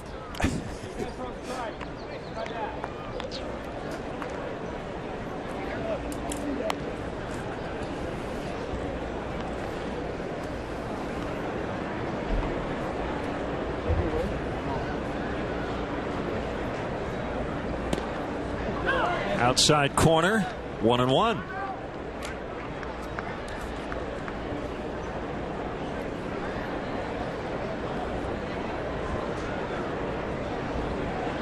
Well, you know, it's a spring training game, obviously, by the lineup card, first of all, but as most of those guys on the left side there came out of the ball game, Len, not only did they come out of the ball game, they grabbed their bags and headed out the exit behind home plate, and now it looks like we have some issues with Marcos Mateo. And they're looking at his right arm. Mark O'Neill, the Cubs head athletic trainer, is out with Dale Swain. Here's the last pitch. He's coming out, I think. Now, Wellington Castillo was actually the first one to notice some warning signs out there from Mateo. He threw the ball back to Mateo and immediately followed it out to the mound and was briefly thereafter joined by Mark O'Neill and Dale Swain. And it looks like Mateo's afternoon is going to be over.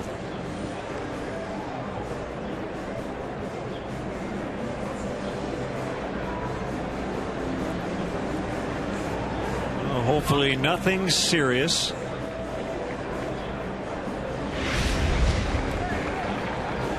Are always extra cautious in this spot in spring training.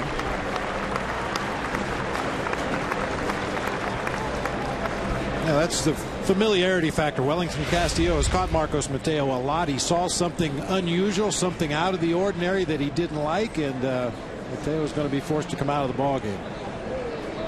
So the Cubs will make a pitching change. We'll be back in the 6th.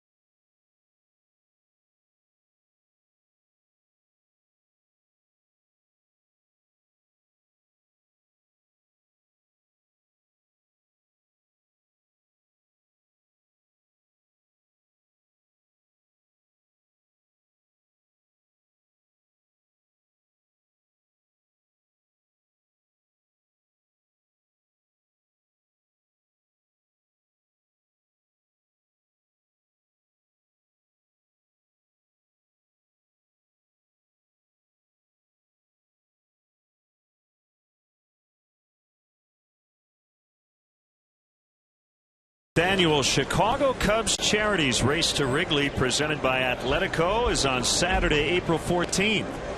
Starting at Clark and Addison, you will run through the Wrigleyville neighborhood along the Wrigley Field concourse and finish under the famous marquee. This year, runners who raise $1,000 or more for Children's Memorial Hospital will run a post-race victory lap around the bases. To register, visit raceToWrigley.com. Marcos Mateo leaving due to an apparent right arm injury. And the new Cubs pitcher, who was recently claimed on waivers from the Milwaukee Brewers, right-hander Frankie De La Cruz, he'll get as many warm-up tosses as he needs. Yeah, just 5 days ago he was claimed off the Brewers roster. Had pitched in 3 previous Cactus League games this spring, 3 in the 3rd innings, giving up 7 base hits, 8 runs, 7 earned. Did give up a homer, hit a couple batter, walked 3, did strike out 1. Pitched a little bit for Chris Bosio last year in the Brewers farm system. And then when he got to the big leagues, Dale Swain was on that coaching staff. Kind of an uncomfortable situation for a pitcher coming in after an injury. Obviously, you are allowed as much time as you feel necessary to warm up before the game will resume, but everybody's just waiting on you.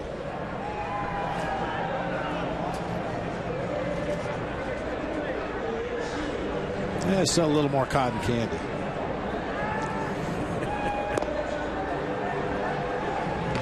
All right, De La Cruz says he's ready to go. He's had big league time with 4 different teams: the Tigers, Marlins, Padres, and Brewers.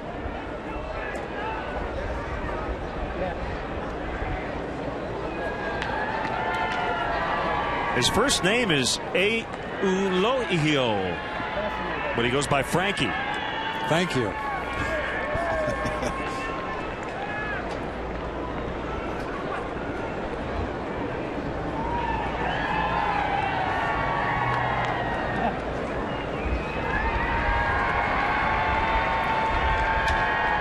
One ball, one strike on Luis Martinez. Michael Young is at first.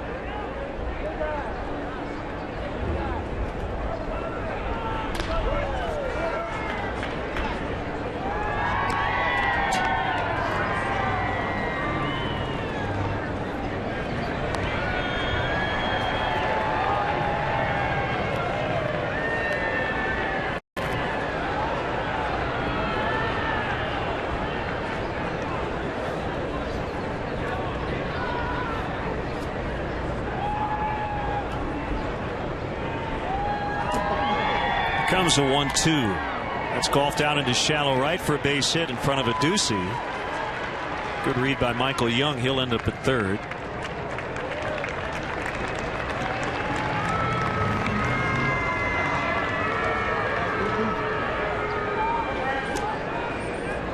Players call this serving the ball out into the outfield. Not really a full swing, just kind of guides it out there to right field. Little floater that'll drop in front of Jim Adducci. And as you mentioned, Michael Young got a real good read. He saw that that ball wasn't hit very hard, and he's able to turn the corner and advance on to third base.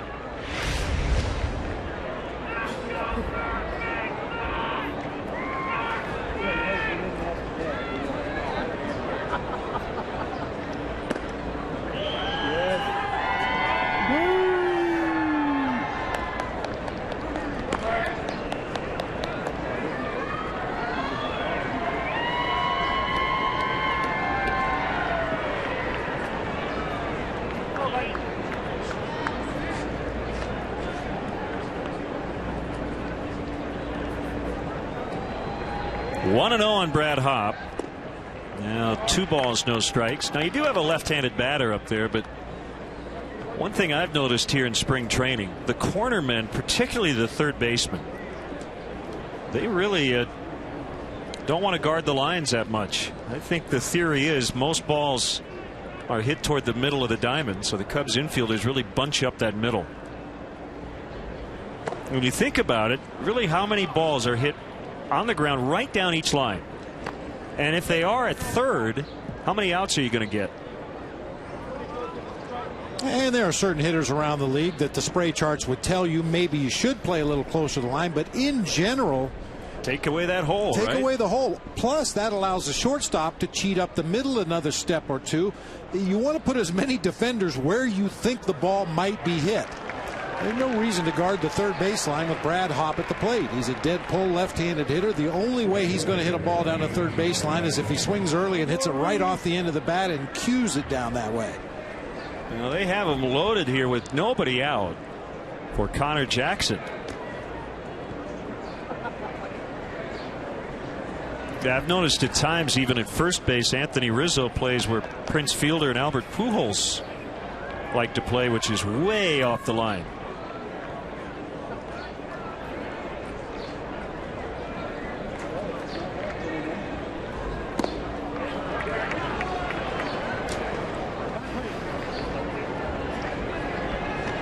I think this meeting that is upcoming between Chris Bosio, the pitching coach, Wellington Castillo, the catcher, and the new pitcher, Frankie De La Cruz, is just an opportunity to give him a little breather out there. He was really warming up quickly to get ready. As I mentioned, it's an uncomfortable feeling for a relief pitcher coming into the game under those circumstances. You feel like everybody's waiting on you, and you work a lot quicker than you normally would in the bullpen getting ready to come into a ball game. And I think Chris Bosio just wanted to give Frankie a chance to catch his breath a little bit, regroup, and focus on this next hitter, Connor Jackson. It's kind of like an aerobic warm-up. Throw as many pitches as fast as you can.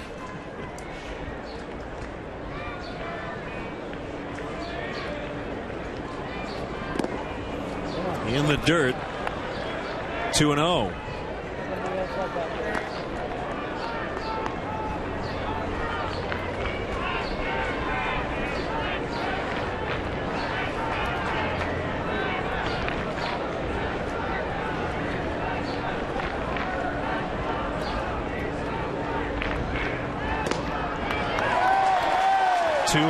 Very subtle little adjustment there by Wellington Castillo. De La Cruz had been missing down, down, down. A lot of his pitches hitting in the dirt. That time Castillo sat up very high on his haunches, gave the target up above the belt, and De La Cruz was able to throw his first strike.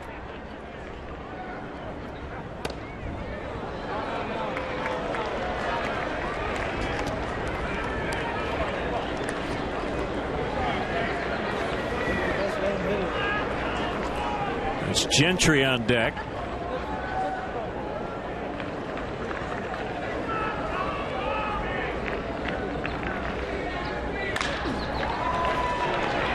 And they will turn the double play. It goes Amezaga, Cardenas to Rizzo.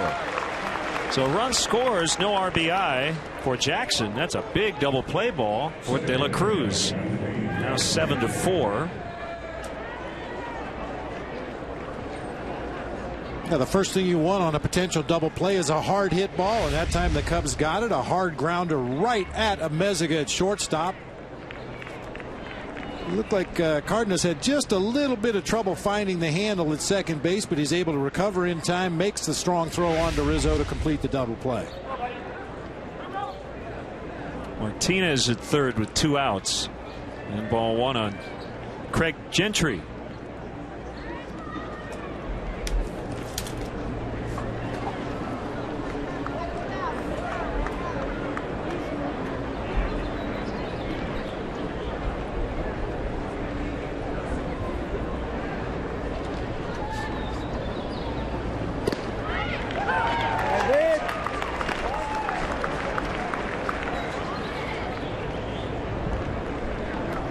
See the Cubs defensively, and Anthony Rizzo not afraid to play off that line at first. Same thing we were talking about with Brad Hopp at the plate, talking about the left side of the infield. Well, the same thing goes with a right-handed hitter. Chances of him hitting a ball right down that first base line are pretty slim. Well, Rizzo tries to plug the hole where the hitter is more likely to hit the baseball.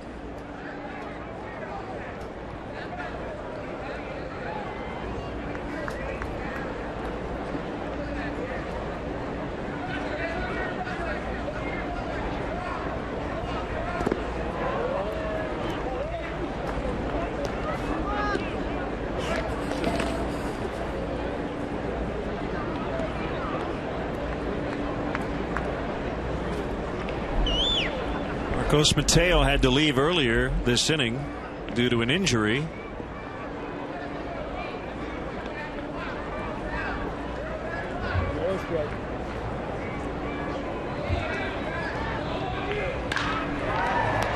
Diving stop from a knee. Ian Stewart with a great play. You cannot do it any better than that. Well, 3-error day for the Cubs, but this is a gem from Ian Stewart.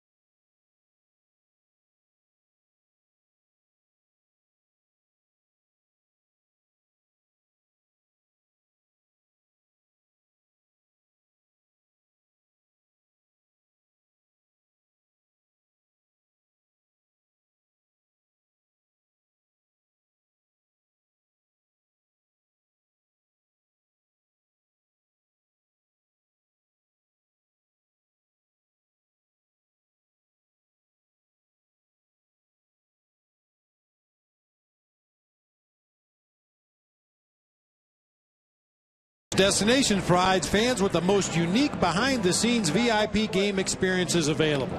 Each package includes great tickets, first-class hotel accommodations, a special Cubs gift bag, and a tour of the ballpark and a private meet and greet with a current Cubs player. For more information, as always, visit Cubs.com. Maybe get a chance to meet with Ian Stewart. What a tremendous defensive play to end that last half inning. Skipper Dale Swaim came down to talk to him about it. Well, when you see a player get fully extended the way Ian Stewart did, that's when you're very susceptible to injuries, and he was completely laid out there to field that ball, threw from a knee on to first base to finish the inning.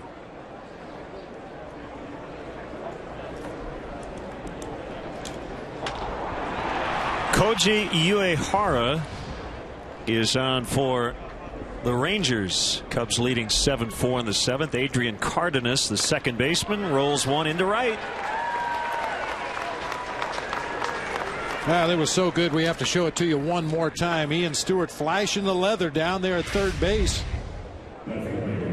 Keep the Rangers from scoring another run in the inning. Full extension, catches the ball way up in the webbing of the glove. Not only throws from his knees, but almost had his back turned to the right side of the infield and put it right on the money to Anthony Rizzo for the out. The other thing I notice about Anthony Rizzo, he's got a little Derek Lee in him, in that you notice how he kind of pulls the foot off the base while simultaneously catching the ball to give the illusion of the ball getting there faster.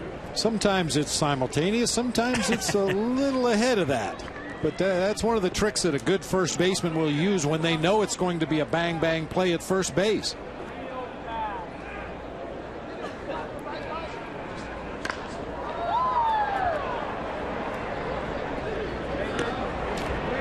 It's almost like Rizzo comes to meet the ball before it gets into his glove. Rough start for Tony Campana, but he's heating up. He began the spring 0 for 16, but he had a 4-hit day on Tuesday against the Oakland A's. High chopper, and Michael Young able to get Campana just because the ball was hit right to first. Well, let's take a look at Anthony Rizzo at first base at the end of that Ian Stewart play last inning. Show you exactly what we're talking about. He reaches out for that ball. Rather than let the ball come all the way to him, he'll push off that bag with the left foot, giving the illusion that the ball got there maybe a little bit quicker than it really did. You talked about that 4-hit game for Tony Campana against the A's over in Phoenix the other day, and Tony was doing what the Cubs like to see him do, hitting the ball on the ground. He had 2 infield hits, had a line drive into left field, and on one of his infield hits, he actually banged the ball right off of home plate. And while the third baseman was waiting for the ball to come down, Tony streaked down the line and reached safely on an infield hit. We've talked about it at length with Tony. If he puts the ball on the ground, specifically to the left side of the infield, he's got a great chance of beating it out for an infield hit. Got to keep him out of the air. Well, interesting connection between a couple of Anthonys, Rizzo and Campana. Both cancer survivors. Well, so very different type players, but now on the same team, and I'm sure they have a lot to talk about off the field as Rizzo takes a walk. Well, one major difference, as I just mentioned, you want Tony Campana to hit the ball on the ground. You'd like to see Anthony Rizzo hit it in the air. Tremendous power.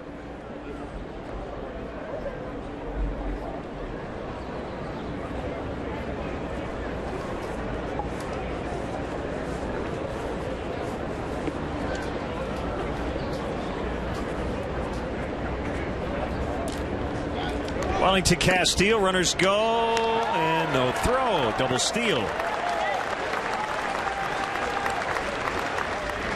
Well, based on what we've seen down here in Cactus League play, Len, I think that's something you're going to see a lot of from the Cubs runners during the regular season. If you're the lead runner at second base and those middle infielders are split wide apart, nobody's jockeying you back close to the bag, and you feel like you can get a jump, take the bag. And as the trail runner, it's your responsibility to keep that runner at second base in your peripheral vision. If you see him go, it's your responsibility to go. Nice double steal that time.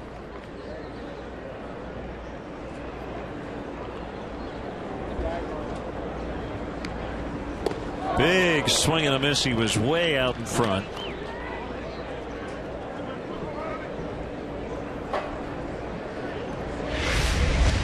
Nice off-speed pitch by the Rangers right-hander. See Castillo out in front. Dead fastball hitter. Loves to get that ball from the middle of the plate in where he can pull it to the left side of the field. Well, it was either a changeup, a split, or you sometimes hear the term gyro ball. Japanese pitchers. It's going to be a base hit for Castillo. And Cardenas will score.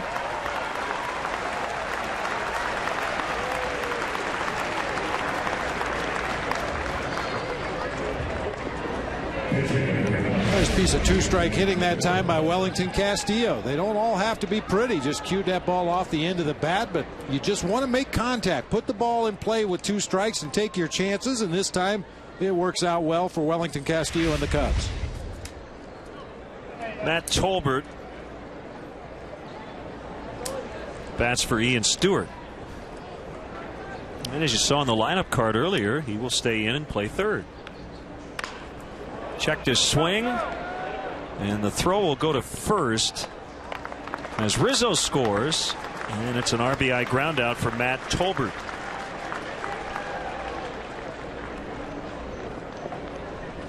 So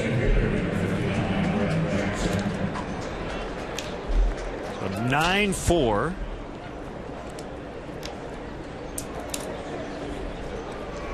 And Brett Jackson will get his first AB.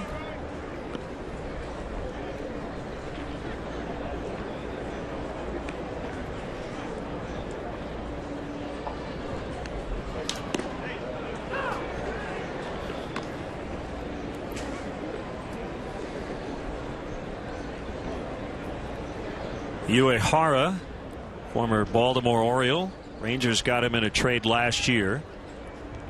10 years with the Yomiuri Giants in Japan. Before that, a high, deep drive. Way back in center and gone. A home run for the Cubs' top prospect, Brett Jackson. He's hitting in the spot that was occupied by Joe Mather. That spot today has provided 4 hits, 2 home runs, and 4 RBIs. Well, Brett Jackson just continues to impress. I mean, with a lot of players, the question is if they can be a good big league player. I think for Brett Jackson, the question is just when. Dale Swaim has talked about the idea of taking him north with the big club, but will you give him enough at bats? Will he get enough playing time? Is it better to send him back to AAA, allow him to play down there, get his regular at bats in case there's some kind of an injury during the season? But I don't think there's any question that Brett Jackson is ready for the next level. So that's his 2nd homer of the spring, but remember he hit a couple in the intra-squad games before the Cactus League season opened. Bobby Scales back from Japan, where he spent part of last year.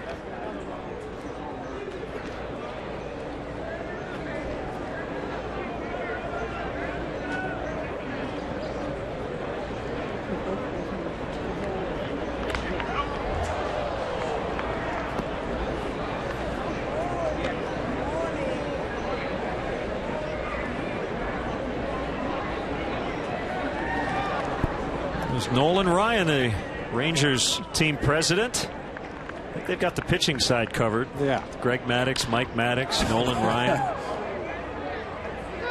Yeah, Nolan's in my book.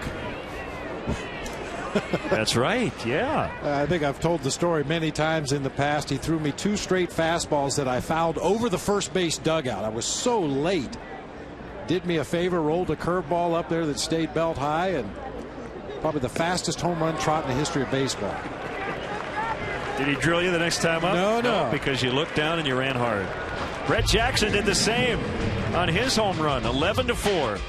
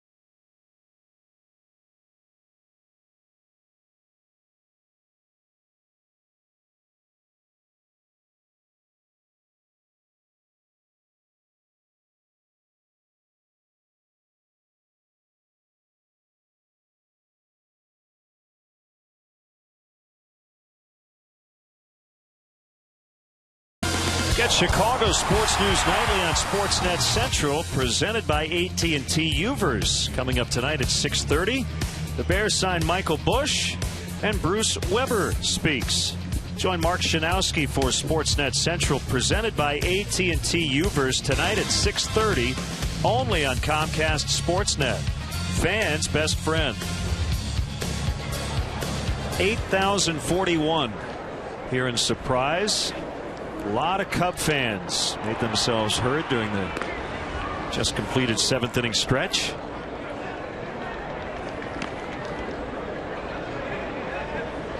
And they're tweeting about it. We sang really loud. Kinsler has grounded out twice and walked. Frankie De La Cruz, 1-1.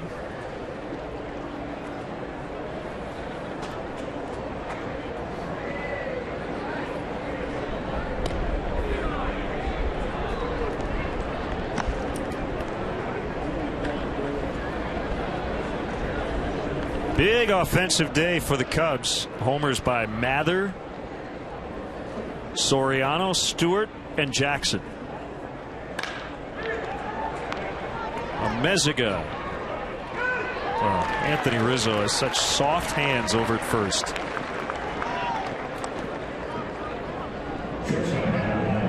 I tell you, Bob, he can really pick it at first. Well, and Cubs fans have been spoiled over the years. Some of the tremendous defenders that they've seen man that position, and at some point it's going to be Anthony Rizzo's position, and he'll continue the excellence over there at first base, picking balls out of the dirt.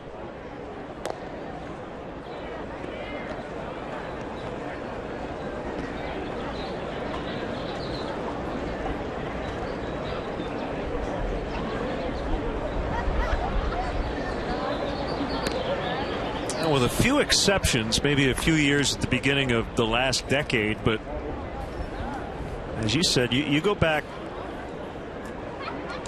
about 1989, 1990, Mark Grace, Derek Lee, Carlos Pena, three of the best in the business over there. Cub fans have gotten very spoiled, and I think we both agree that first base defense is very underrated. Well, ask the rest of the infielders what they think about a good first baseman picking balls out of the dirt. I mean, Gracie probably saved Sean Dunston 20 or 30 errors a year over there at first base.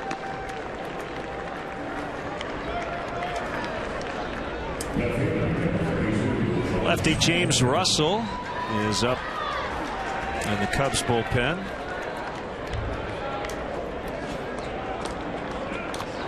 We have a pinch runner, Luis Hernandez, for Elvis Andrus.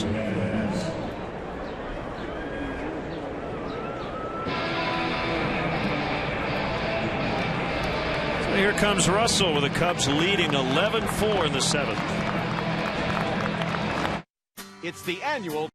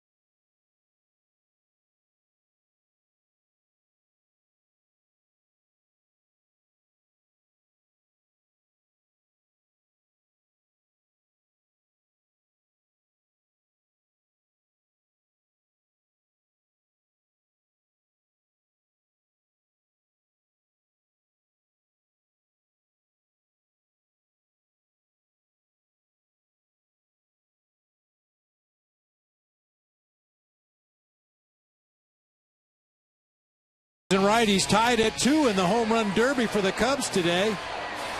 Long blast to left field by Joe Mather.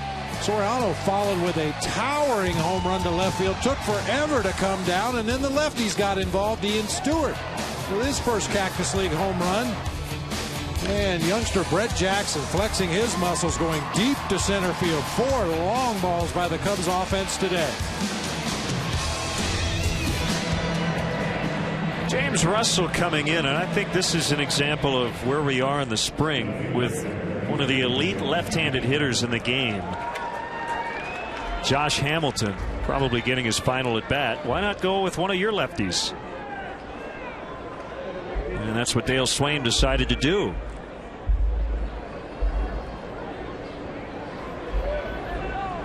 Mentioned Hernandez running for Andrus.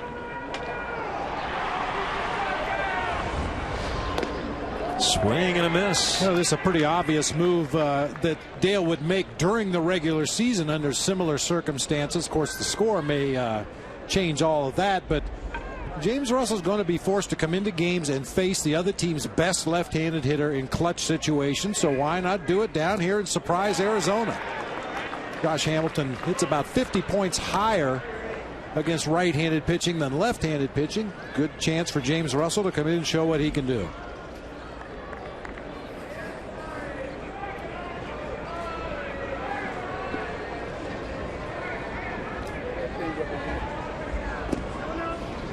Hamilton laid off that pitch. Hamilton's had some issues hitting in day games and really has tried a lot of different things to correct it. Sunglasses, eye drops, eyelid scrubs, you name it. Yeah, just a different approach this time by Josh Hamilton against a lefty. He looked very comfortable against the right-handed pitchers from the Cubs that he faced today. Not the same swing against a lefty. No, Rizzo knocked it down and able to step on first to get Hamilton.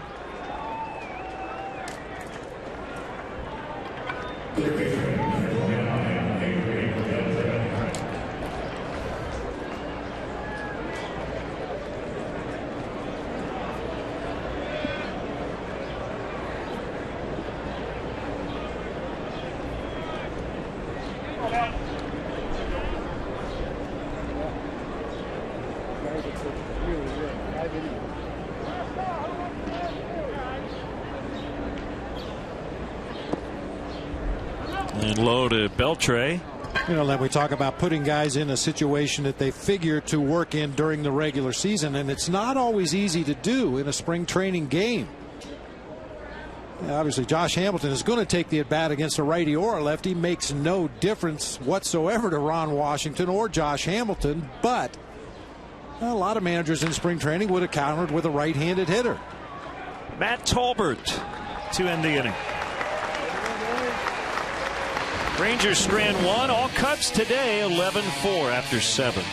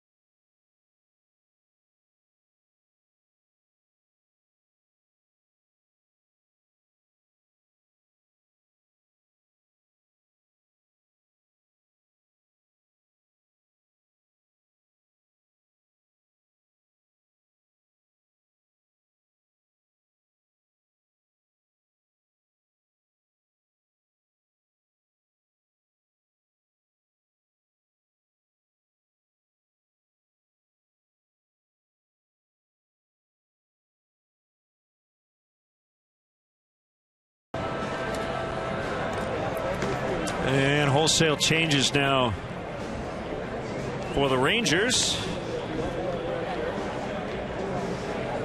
Highlighted by their new pitcher, Yoshinori Tateyama. Numbers would say he's been pretty good this spring. 5 innings pitched, only 3 hits surrendered, 6 strikeouts against only 1 walk. He's been deadly on right-handed hitters in limited action here this spring.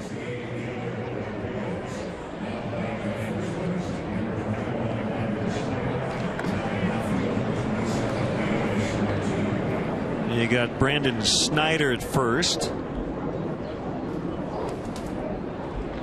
Yangervis Solarte is at second. Good. Very good. Luis Hernandez at short. Tommy Mendonca over at third. Leonis Martin is in left. I believe Craig Gentry is still in center. Still trying to figure out the right fielder. Not sure. Oh, it's still Connor Jackson. Yeah, still Connor Jackson. So we're good. We got it.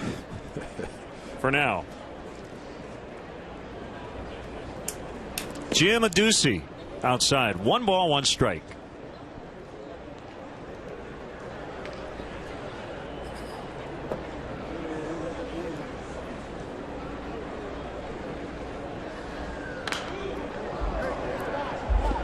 Well, the Rangers are going to have a lot of international media covering them on a day-to-day basis.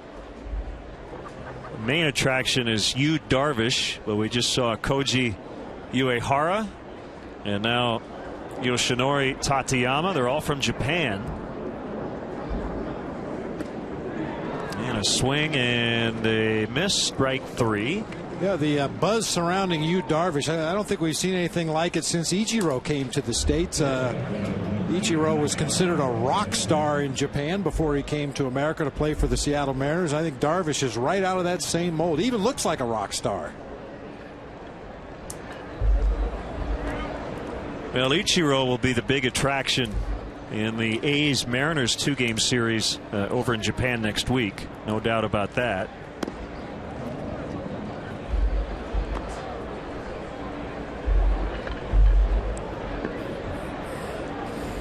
Well, the conversion hasn't been all that easy for a lot of Japanese players who were stars in Japan. Now, some have had really good success, like Ichiro. There's a fly out to left. Hideki Matsui, Hideo Nomo.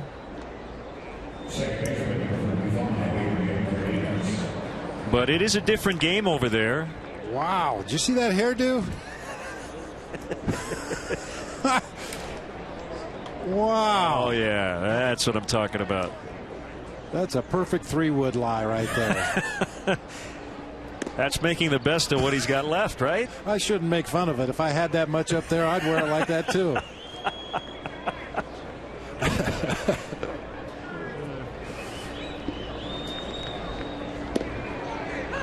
Good breaking ball for a strike to Cardenas.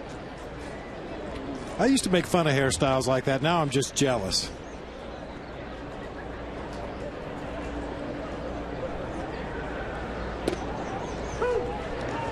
One and two.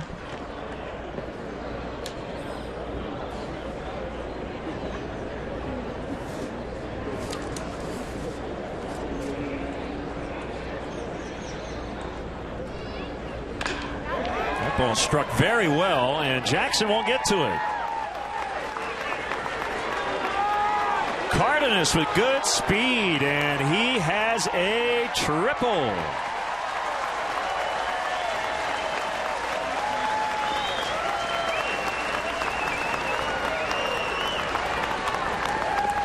We saw Ian Stewart earlier in the ball game on a pitch down and away from him, reach out and hook it back to right field. This pitch is up and away from Cardenas, and he buggy whips it back toward the gap in right center field.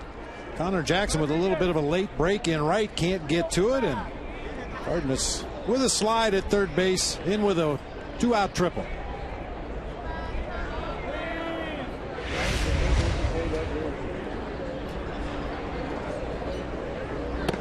And inside on Campana.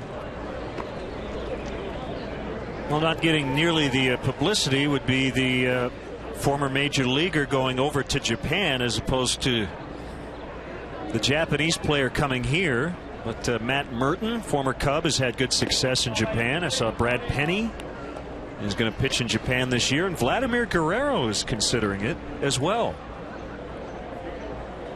Well, Brad Penny would be like Godzilla over there. He's a big man in the States. 3-0. Yeah, really happy for Matt Merton. You could tell he was a hitter. He was going to be a hitter for somebody. There were other parts of his game that needed tightening up just a little bit, but I don't think there was ever a question that he could hit, and boy, did he ever.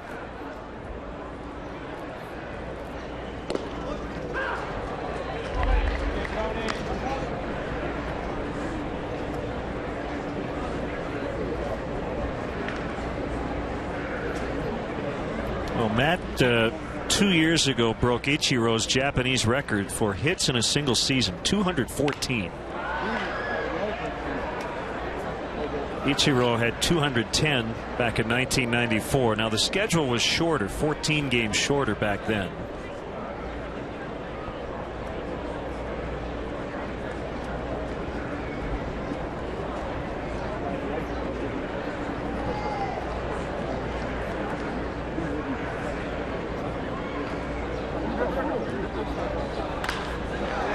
Not where Tony wants to hit it, in the air. And Martin makes a catch, and that'll end the inning. 2-out triple by Cardenas, no runs, 11-4 Cubs late.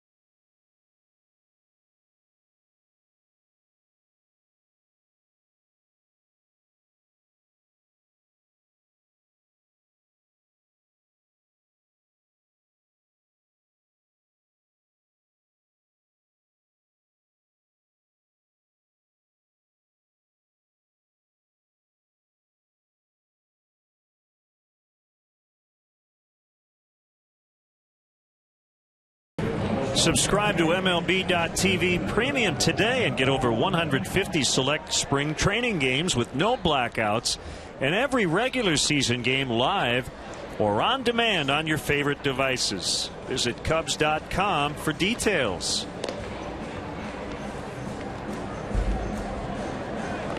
Oh, I get dizzy just watching those kids. Yeah. Oh, that cotton candy's going to come right back up. Yeah. All they need is a tilt-a-whirl here at the ballpark. How was your ride on the merry-go-round earlier today, Len? It was great. Yeah? Cousin Eddie from Vacations running it.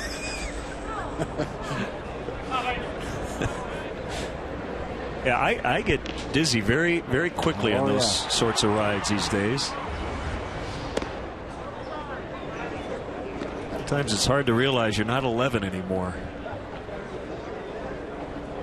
This is Brandon Snyder playing first.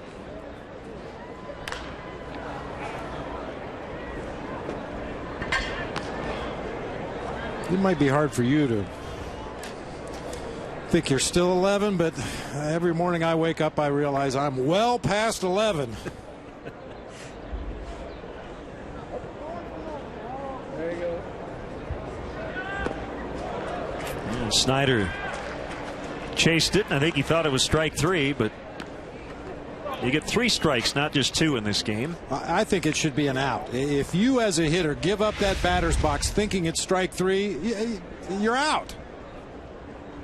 Look at the body language. Yeah. Jeez. Pretty much the same pitch he swung at for strike 2. Tried to go right back to it once again. Why not?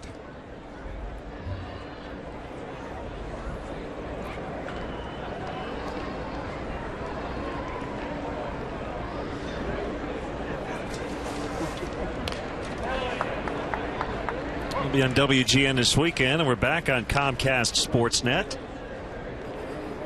a week from Saturday against the Angels in Mesa.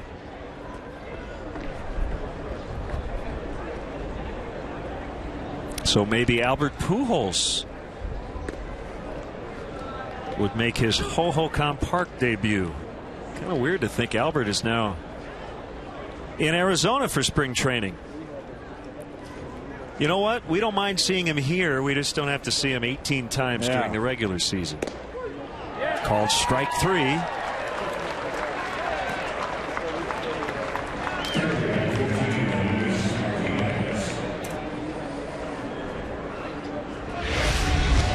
When you walk out of the batter's box after strike two, it's inevitable you're going to end up striking out somehow, and that time James Russell painted that outside corner for a called strike three.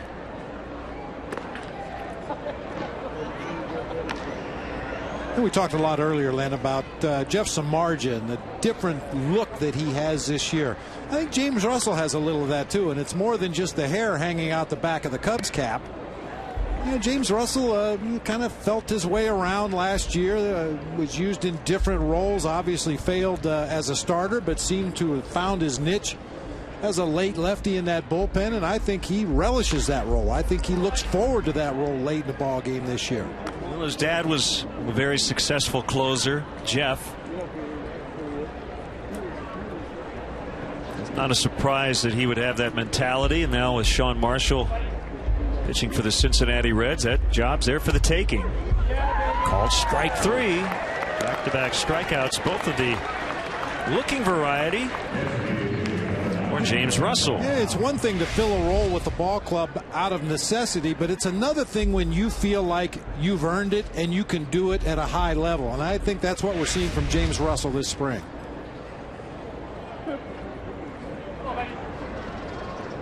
See Chris Bosio, and to his left, and from our view on his right, Mike Borzello, staff assistant, does great work with the catchers. He and Jamie Quirk.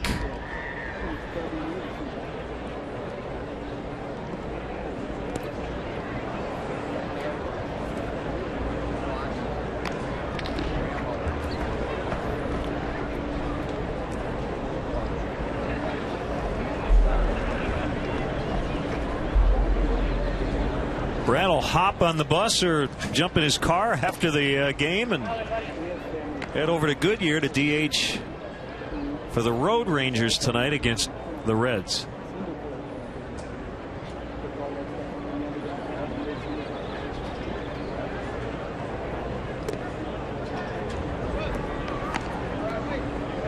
I was over in Goodyear on Monday, Len. The Cubs had a B game. Randy Wells needed to get some work in, and Derek Lowe for the Indians also needed to get some work. I don't think I've ever seen as many scouts at a 9:30 in the morning B game as I saw that day. There had to be 25 or 30 major league scouts at that ball game.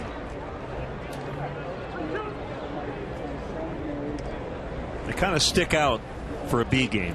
Not quite as many fans. Anybody that shows up for a B game sticks out. That's usually one of those things that takes place on a backfield, minor league complex, and normally it's a spur of the moment thing. Hey, I've got a pitcher that needs some work. Can you put a team together and let's play a few innings? But somehow word got out, and most of those guys you see right there were at the B game in Goodyear on Monday.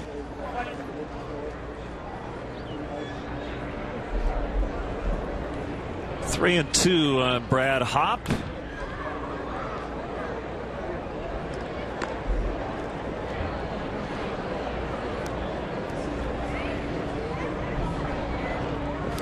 Jeff Samardzija will start for the Cubs tomorrow over at Salt River Fields at Talking Stick in Scottsdale against the Rockies.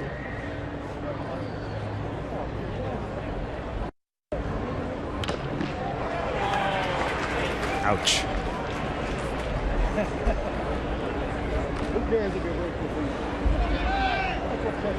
I don't even know if I want to watch this.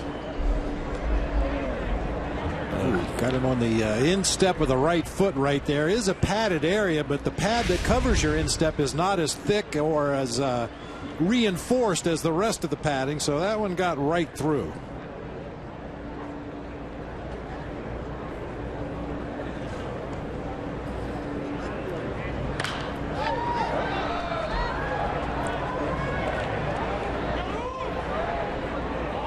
And just no play for Tolbert and Campana. You know, we're talking about Albert Pujols now with the Angels. A lot of people in the National League Central are very curious to see how the Cardinals respond to not playing for Tony La Russa for the first time in, 17 years. Dave Duncan, whose wife is recovering from surgery, has taken an indefinite leave. We got a first-year manager in Mike Matheny. Chris Carpenter's health a little iffy to start the season. They will get Adam Wainwright back, but they are the defending champs. As Josh Hamilton signs autographs after his day is complete.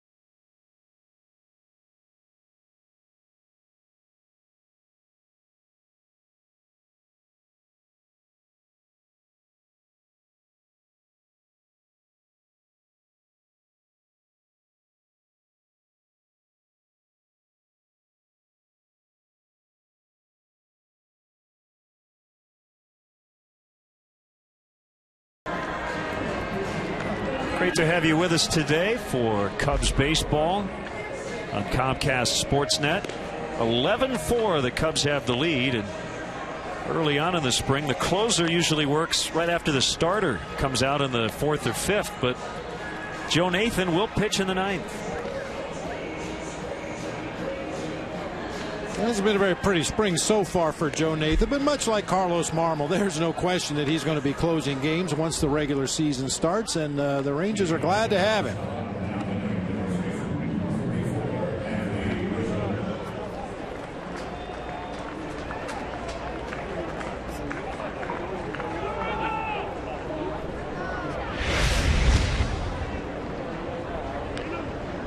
Right there, you see the catcher with both arms extended, kind of waving, and I was asked the other day when I was sitting in the stands, what's the catcher doing back there? That's an indication to the middle infielders that Joe Nathan is warmed up, he's ready to go. After he throws his last warm-up pitch, I'm going to throw the ball to second base. Now, sometimes it can be hard to get the middle infielders' attention. They'll be talking to the second base umpire, or the shortstop will be fielding balls in the hole, making a longer throw, and sometimes you stand back there with your arms extended like that, and it looks a little ridiculous, but that's what that signal means to the middle infielders. Coming down.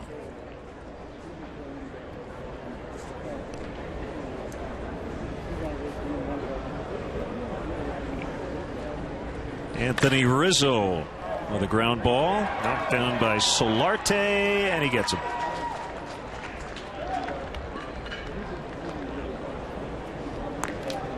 Now this, closer move by the Rangers, bringing in Joe Nathan as a free agent and putting Neftali Feliz in the starting rotation, is not without its risks. Feliz, who had started a little bit in the minor leagues, whenever he does start in the regular season, it'll be his first major league start.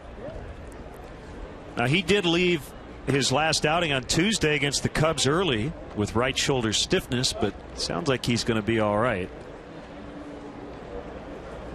In terms of Joe Nathan, he had Tommy John surgery 2 years ago, March of 2010. Castillo to deep center. Craig Gentry will get it on the move. Nathan missed a month last year with the Twins with a right flexor muscle strain, but a guy with a ton of experience, and when he is right, he is one of the best. 3 top quality pitches at his disposal. Good fastball, good slider, good overhand curveball. And the big question, I think, for Neftali Feliz moving into the rotation, this is a guy that obviously, as their closer, he only threw, let me see, 62 1/3 innings last year. And as a member of the rotation, they're probably going to expect him to approach 200 innings, between 175 and 200 innings as a starter. Well, that almost triples his workload of last year. Well, he's got great stuff.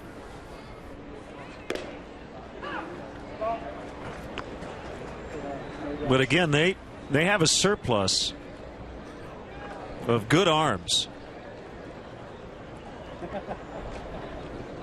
And that doesn't surprise you considering who runs their organization. Nolan Ryan.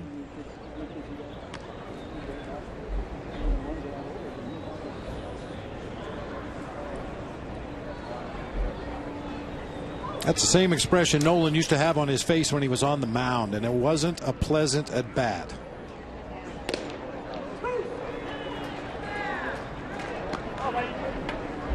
Well, one of the great competitors. I was just thinking when we showed the shot of him earlier in the ball game of a game when I was with the San Francisco Giants playing in the old Astrodome, and Nolan either went 9 innings or maybe 8, and Dave Smith came in to finish the game. And as we were leaving the ballpark, Nolan was in the weight room. He looked like he was trying out for the Olympic weightlifting team. That's why he hung around for a long, long time as a player.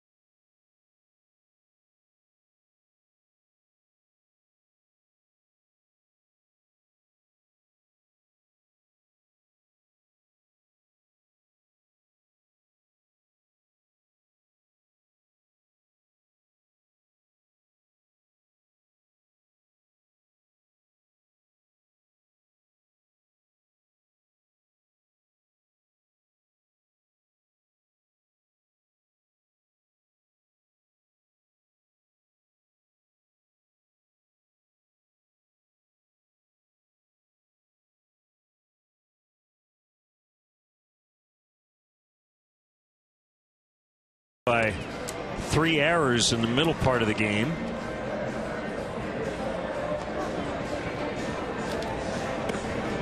And right-hander Rafael Dolis, who made his major league debut late last season, making a great bid for the opening day roster this spring. Well, he's a guy that can pitch multiple innings throughout the early part of his professional career in the Cubs organization. He was a starting pitcher. Last year pitched almost exclusively out of the bullpen. Power sinker. He would figure to project well into that long man role, a guy that keeps the ball on the ground more often than not. He only surrendered 2 home runs in over 72 innings pitched last year for the Tennessee Smokies. A converted shortstop.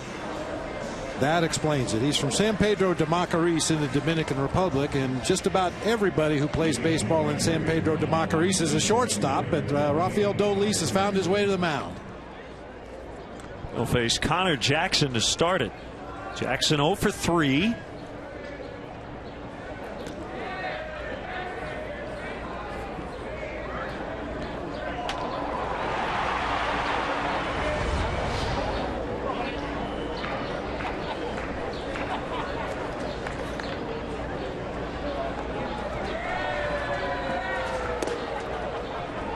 Ball 1 is low.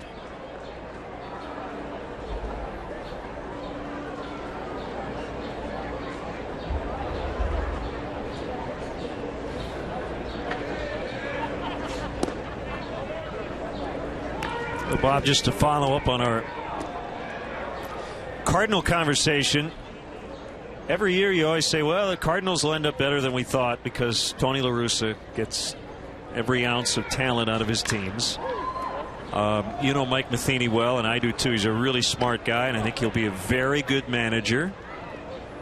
But he won't be Tony La Russa on day one. It takes time.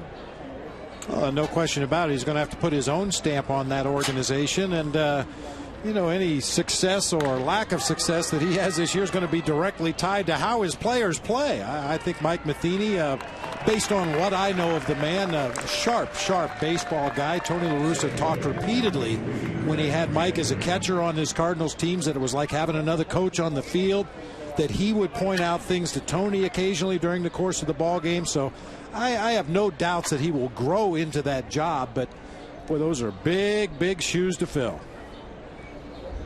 Milwaukee lost Prince Fielder, but their starting rotation returns intact.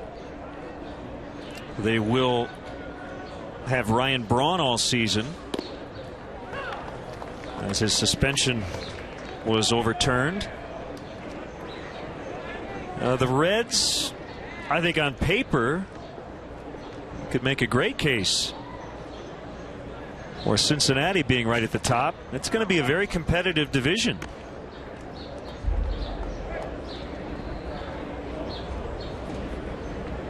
And as we saw last year, a great start is not always tremendously important, but I think this year, because everybody appears to be well balanced at the top of the division, a good start is almost necessary if you're going to compete in this Central Division this year.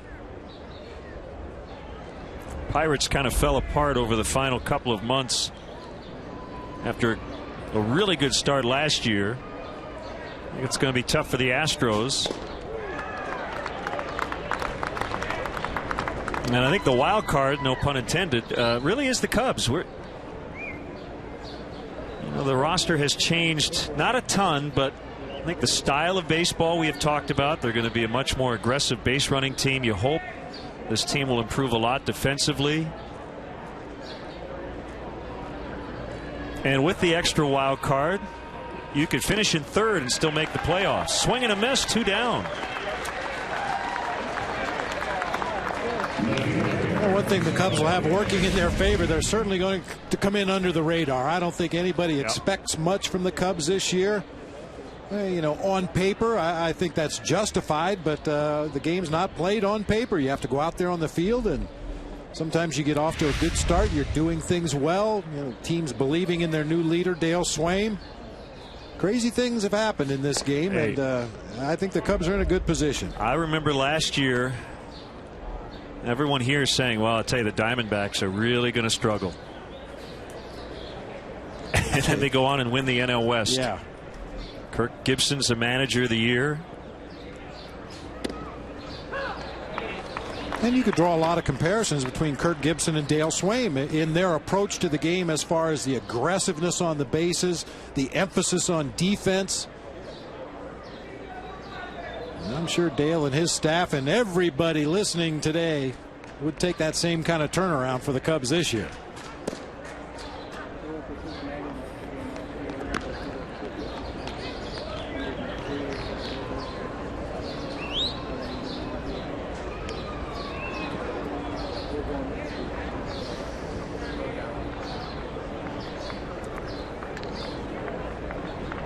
Two and one on Leonis Martin. This will do it, as Anthony Rizzo will step on first. Cubs win 11-4 as they hit 4 home runs.